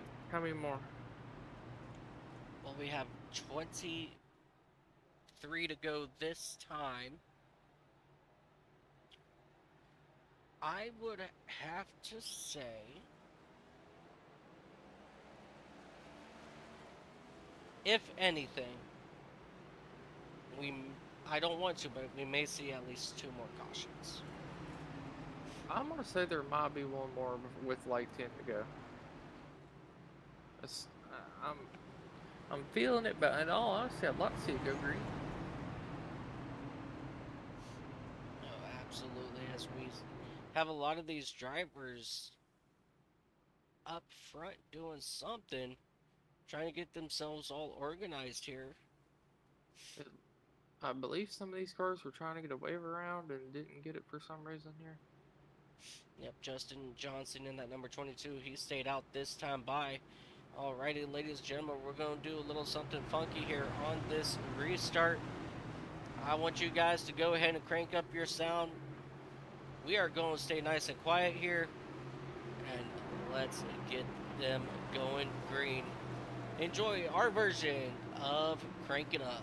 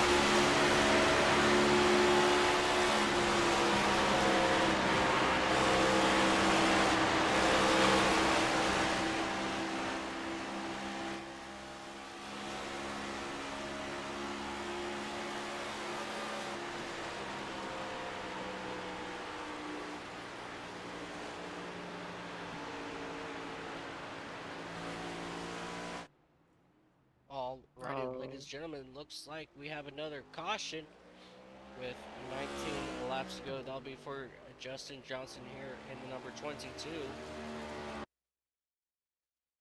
I believe he stayed out and did not take tires during that last caution to drive some people a lap down. That is correct.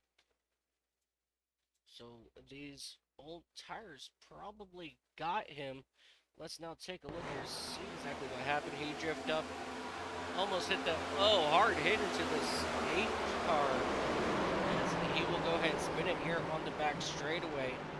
Yeah, he quickly fell back on that green flag run there. So that's very unfortunate there for Justin Johnson. But luckily, he will only fall back to that 14th spot.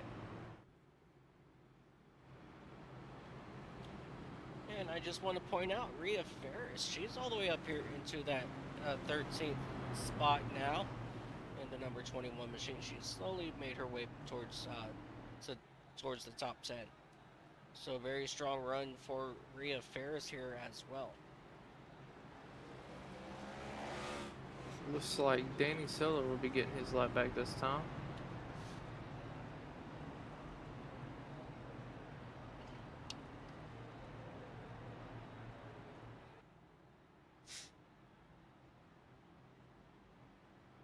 Yep, Danny Solo was one of those drivers that pitted right before the previous caution. And so he did get trapped one lap down, so he was fighting hard to stay on the lead lap. He will now go ahead and come down pit road, possibly to get either tires or fuel for that race car. Make sure he is good to go to the end. Looks like he had issues getting on the pits here. Hopefully he didn't get a flag.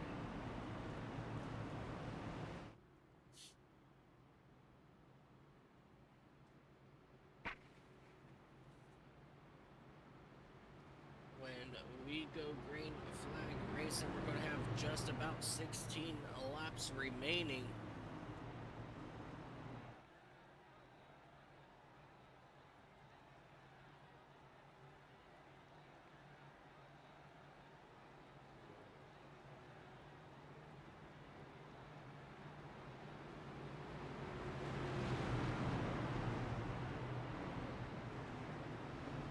As you see, the cars are now going to double up here.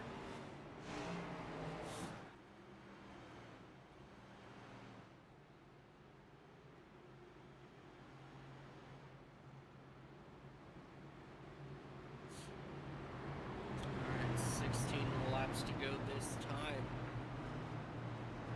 We have Dylan Basin out front. Wesley Riddle in that number 88 Red Bull machine, who is outside the 12 of Christian Delgado behind Basin. And then Justin Pearson in that number 77 snuck his way into the top 4. So with this being said, who do you think could possibly at this point in time be the one to beat Dylan Basin?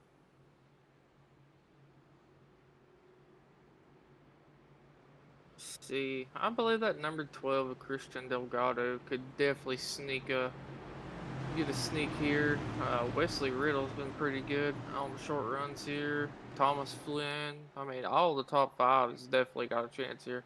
I mean, overall, this race, Dylan really hasn't necessarily been super dominant. He has had a pretty good long run car, though. We are now back green flag racing. The outside lane just did not get going, and that will allow Christian Delgado to get up there into that second spot. Our first car that is a substitute driver is the number 88 of Wesley Riddle. So maybe, just maybe, he can do what it takes to get to the end and possibly win. But as of right now, Thomas Flynn in that number 47 machine, he's looking to his inside.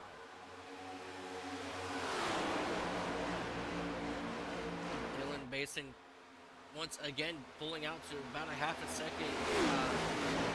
second lead over Christian Delgado in that number 12 Menards Ford Mustang for for Trackhouse. Sorry, for Penske. I'm sorry, I have Wesley Riddle pulled up and I looked at his teammate. The 12 is part of Penske. As soon as I said that, I'm like, wait a second. Wait a minute. Something ain't right. Something ain't right there as we see the 88 bounce off of the turn 2 wall. And Christian Delgado out of Abilene, Kansas. He is one of our hometown heroes. I believe they have 13 to go this time by. Yes, 13 laps to go as Delgado climbs the high banks here. And here comes that 88 of Wesley Riddle looking to take over that second spot from Delgado, but unable to make it happen. And they will switch track position here in 3 and 4 as Delgado went low and Riddle high. And here comes Thomas Flynn onto the inside of Riddle for that third spot. This time Riddle went a little too high, almost into the wall, and that's, oh, we have a yellow flag out. It's going to be for Eugene Thorne in that number 3 Winchester machine. Let's go back, take a look, see what happened as he entered turn 1. Oh, he just got turned into the outside wall by Rhea Ferris. He looked like he either came up or she went down a little bit. But in the end, they just met. Yeah, it looks like he came down a little bit. Or, I'm sorry, she came down just a little bit. And then he went high and they just made contact. 100% a racing incident deal in this one. But that's very unfortunate for Eugene Thorne in that number 3 machine. So, Mike, with there being about 10 laps left in the race, if you're 10th back, would you go in and take 4 fresh tires? With it being you won't go no farther back than 15. Well, seeing how everybody last pitted lap 110, and we have 134 laps total. So that would put me, if I'm in oh. like 13th or something, I think I would take the 4 tires. With there being about 10 laps left in the run. Yeah, I would possibly do that. As yeah, here comes everybody down pit. Whoa! The juke. Dylan Basin almost did not make it. Christian Delgado, he's coming down for tires. That was really close for some of these drivers. As it looks like Angel. Yep, Angel Hernandez. He will get the wave around this time. Go ahead back into the lead lap. I'll be looking for him to drive through the field here, probably pretty aggressively. Oh yeah, As he's been in the front all night. Yeah, with him, however, you know, all the way back in the 16th, he's going to have to start at the end of the longest line, so he's going to have to work his way around the lap down cars as well. That's 100% true. So unfortunately, I don't think Angel Hernandez is going to make it into the top 10 unless if we get another very quick caution. And then at that point, he'll be able to move up, you know, right behind all the race leaders. So I think that might be the only way he can get a top 10 finish here at Kansas.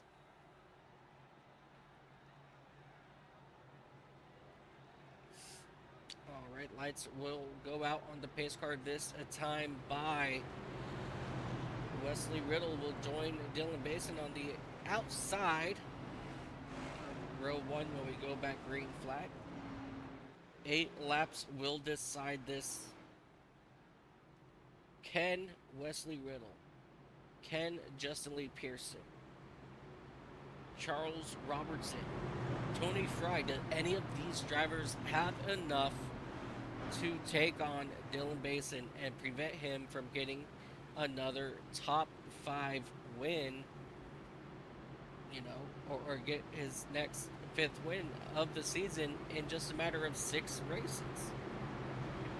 I will say the 88 car has had some good speed the first few laps of a run. It's just he needs to be able to match Dylan on the restart here. He can't fall back 2 cars. He needs to get a really solid restart, be able to drop in right behind him or stay side by side with Dylan. That is going to be his must do here. And the 77 needs to be glued to the 42 on this restart as well.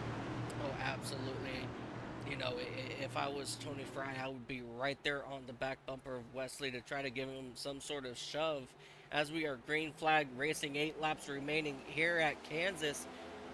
Basin does get that jump as the 41 of Tony Fry goes around here on the front straightaway, and caution will come back out. That was a wild incident there, it looked like.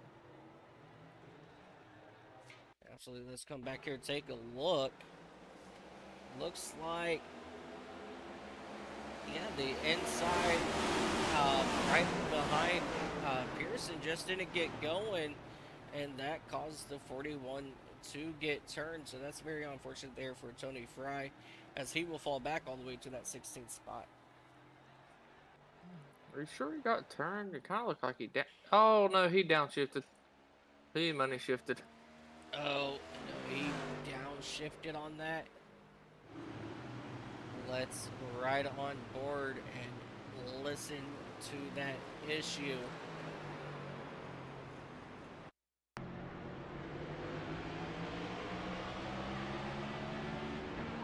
Oh, yep, he downshifted to first. He probably downshifted and went, oops.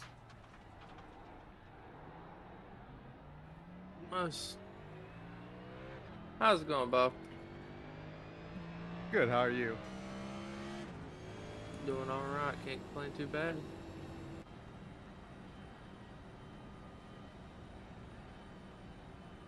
Mike, did you drag him up here? I'm sorry I didn't get you. I was trying to see if Mike dragged you up here. He's not talking for the minute. I did not. But welcome in Bob Wyckoff, driver in the number 9 for Hendrick Motorsports. So how's your race going so far while we've got you up here?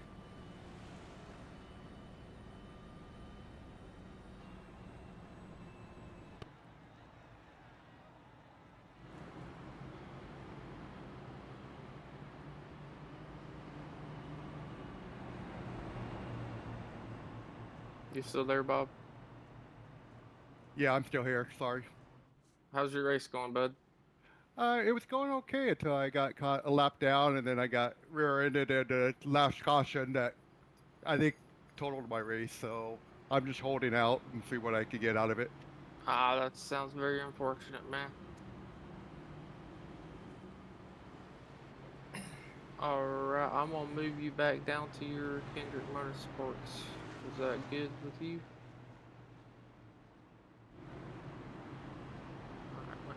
I have no idea why he got up here, but that was interesting. Yeah, I don't know how, why, but talk about a very quick impromptu conversation with Bob Wyckoff. Yeah, Wyckoff, Anyways, he seems like a pretty cool, laid-back guy, you know. I believe we might be coming to a green light, Jared? Or is it going to be 3 to go? We will have 4 to go when we take the green flag. Alright, not bad. Let's go check over our top 10 here. Dylan Basin, Wesley Riddle, Justin Lee, Pearson, Charles Robertson, and Nick Miller will be our top 5 here. I know I said top 10, but we're going to do top 5. Absolutely. Let's get this thing back underway. 4 laps to go. Wesley Riddle, he needs to have a much better restart because this could be the final restart of the race. Oh yeah, last time he got an okay one, but he needs to do even better this time. Sorry about that. That last situation threw me way off. I got to get back. It's alright, it happens. It happens. Alright, all eyes are going to be on the 88 here as they're getting ready to go green coming into the restart zone. Pace cars, lights off, pulling off. Alrighty, ladies and gentlemen, and we are green flag racing once again here at Kansas.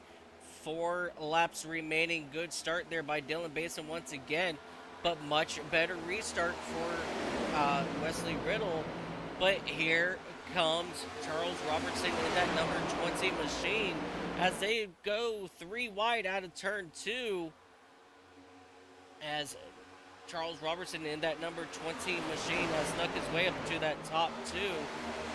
He's going to see what he can do if he can catch that number 42 machine. Charles Robertson has had a really good race so far, moved up 23 spots since the start of this race, as we have now 3 laps to go in this event. Charles Robertson looks like he is slowly but surely trying to get that gap, down from 0.4 seconds, but that's not going to be the case as Nick Miller now has gotten around him, and these two need to settle this out like real quick, because right now Basin is looking for his 5th win as we have 2 laps to go. Don't look now, but Danny Solo has drove his way back up to 6th place and currently, Big I said trouble in that the he got back, involved and in an accident. Christian The 12 car goes Delgado. around. Caution is out. Watch out, everybody. Oh, hard hit for somebody back here. Mike Eislander in that number 1 machine. He just had a hard contact to the outside wall. And this will set us up for our first green-white checkered. First, let's take a look here at Christian Delgado. As he exited turn 2, the 88 hard into the wall, came down, and he just got right hooked into the outside wall, and then the 1 car from there got a little bit of contact and hard into the outside wall head on, and close call there for Steven Sear in that number 5 machine.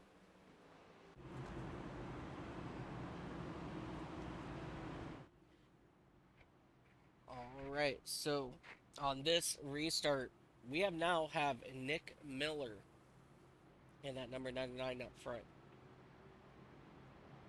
Joey Maines in the number 48. He snuck himself up into the top 4 for Hendrick Motorsports. That's somebody that we haven't really talked about much today, is that number 48 machine. So he's been quietly moving up here. I'm surprised to see him up here. Danny Solo, as you said, he's snuck his way from 15th, and he's already up to 5th. So we know he's got a fast car. I don't think he will have enough time on those fresh tires. I think it's going to come down to who can get the best restart and try to match Dylan here in order to get a win off of him. Because if he gets another good restart, I'm pretty sure it's just going to be in the books for him. Absolutely. And I'm going to say this now, but no matter what happens from this point for Danny Solo in that number 10 machine, I am super proud of him. With all the trouble that he's had the last 5-6 races, he really needed a top 5, to boost his confidence. And here he is, green-white checkered, in the top 5. And I hate to say it, but if we get another caution, maybe 2, and he gets at least 1 spot each time, I think he may have a chance to win if it's in his favor. Oh yeah, most definitely, but we'll have to see how the cards play out here. That is for sure. Alrighty, they are now doubling up here once again. Your top 5, Dylan Basin, Nick Miller, Charles Robertson, Joey Maines, Danny Solo. Who is going to get the better restart? Who is going to get out of these corners better? This has to be Nick Miller's best restart ever if he plans on outrunning Dylan Basin here for the win here at Kansas. So, ladies and gentlemen, green, white, checkered, pull those belts tight. Hopefully, one more time, because we are in overtime right here on the iCast Racing Network with the ISNF series.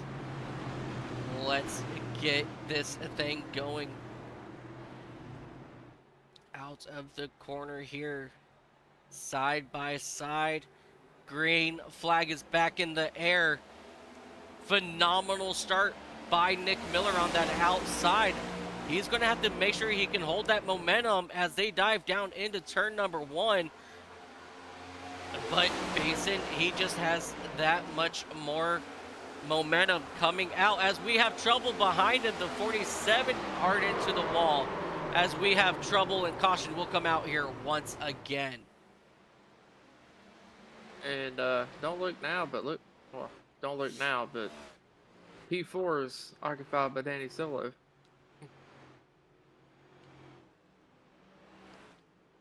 Oh, all right. Let's take a look here. Starting here with Chris Van Mastrik. He was just looked like an innocent bystander here. Oh, the one car up on his side. Let's take a look now with Christopher Walker.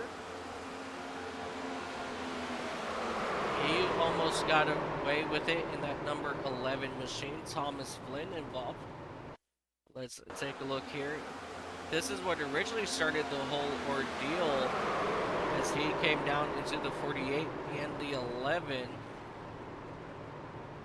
Joey Maines also involved. Let's take a look here. Oh, yep, he's in the 48 machine. Michael Hoffley-Dason in that number 16 machine. Oh, hard hit by the 8. Mike Iskandar also involved here. Let's take a look at him as he goes up on his side.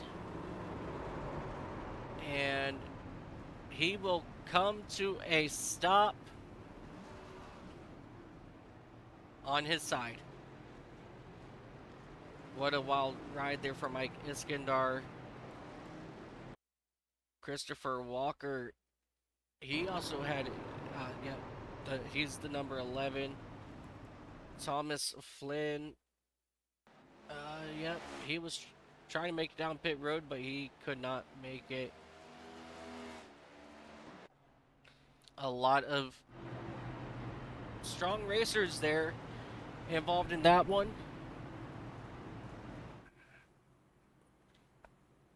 All right. Nick Miller needs to get a better restart.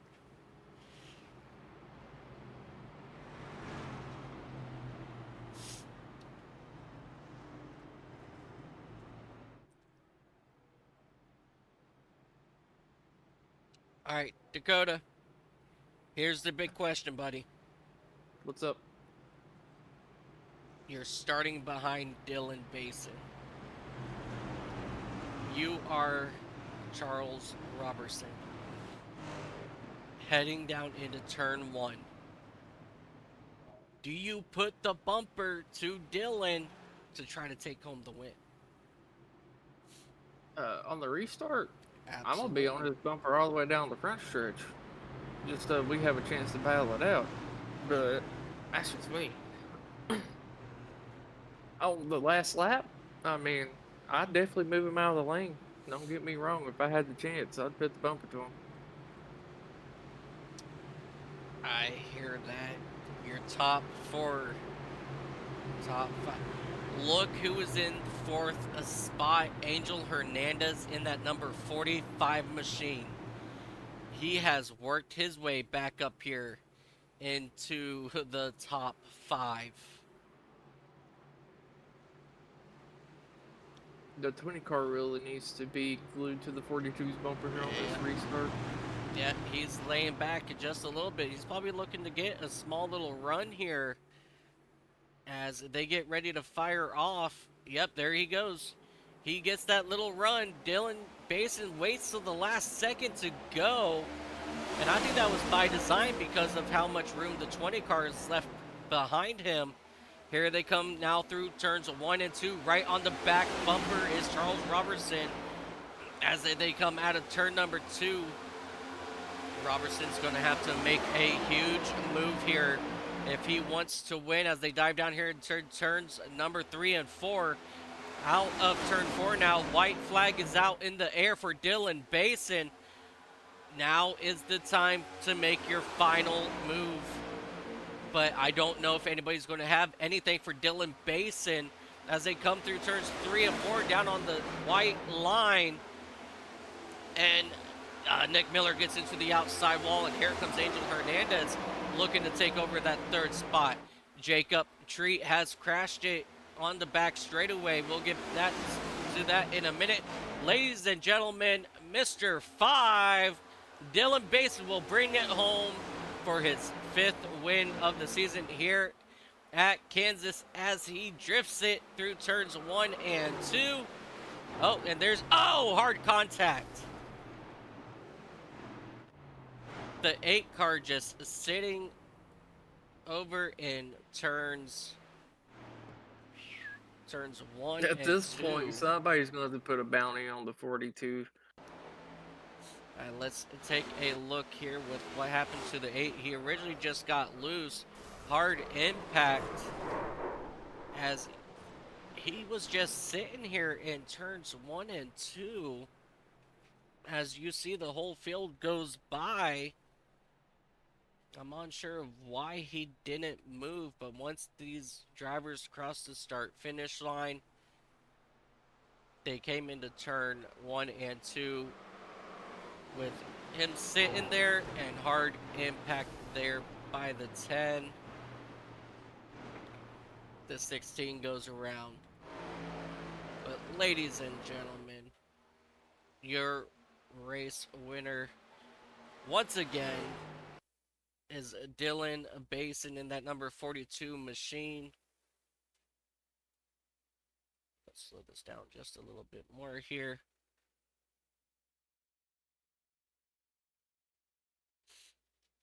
Alrighty. Let's take a look here, see who is all down here in the winner's circle area. Dylan Basin has joined. Let's wait and see.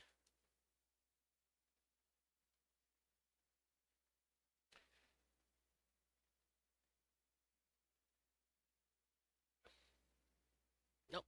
Alrighty, let's go ahead and get your race winner, Dylan Basin, driver of the number 42 machine for Legacy Motor Club. Dylan, man, we gotta stop meeting like this, bro.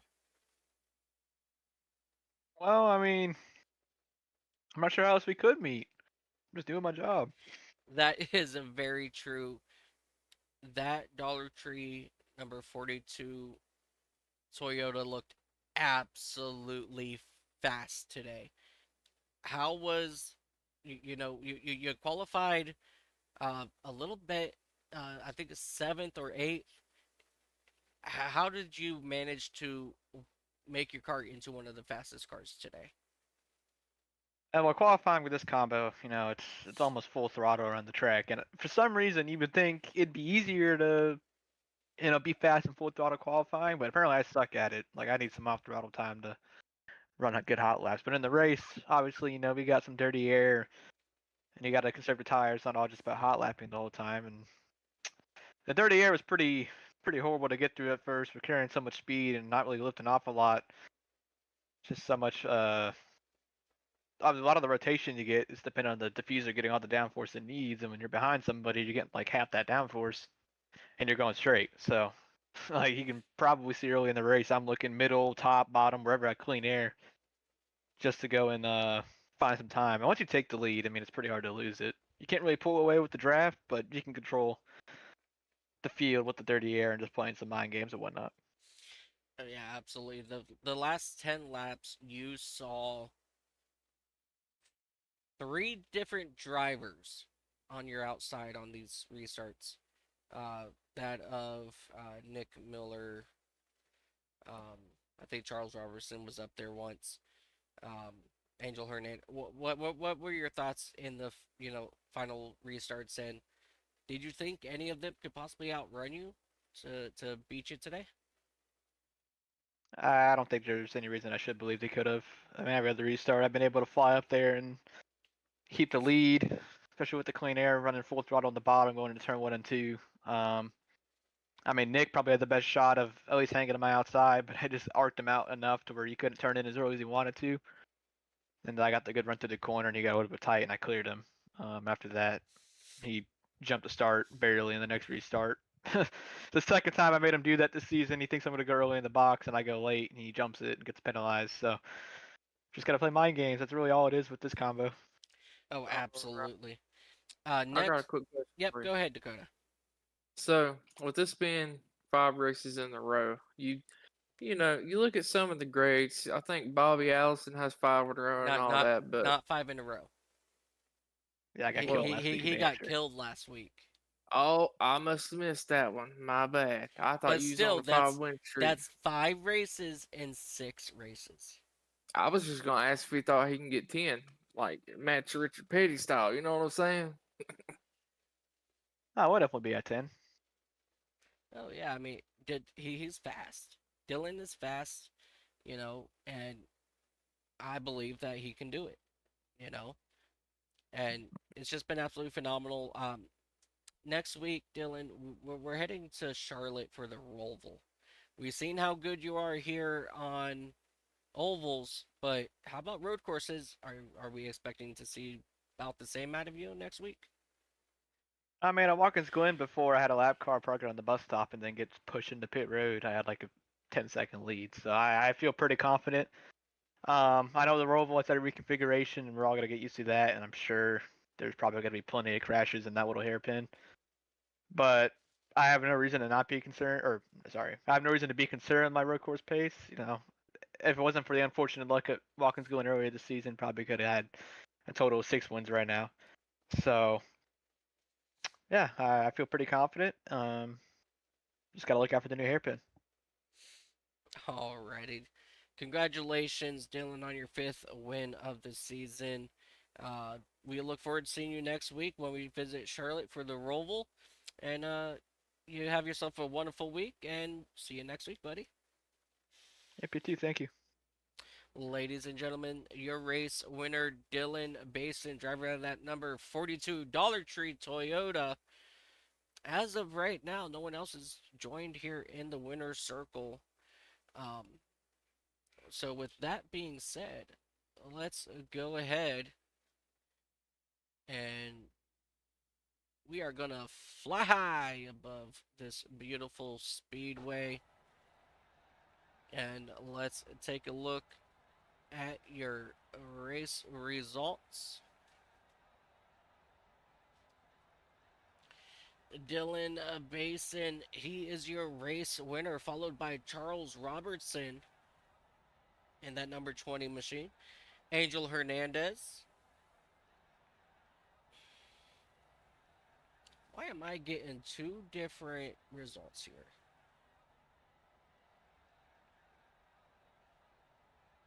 Because here's Nick Miller. Where's Nick? He's back in the 5th.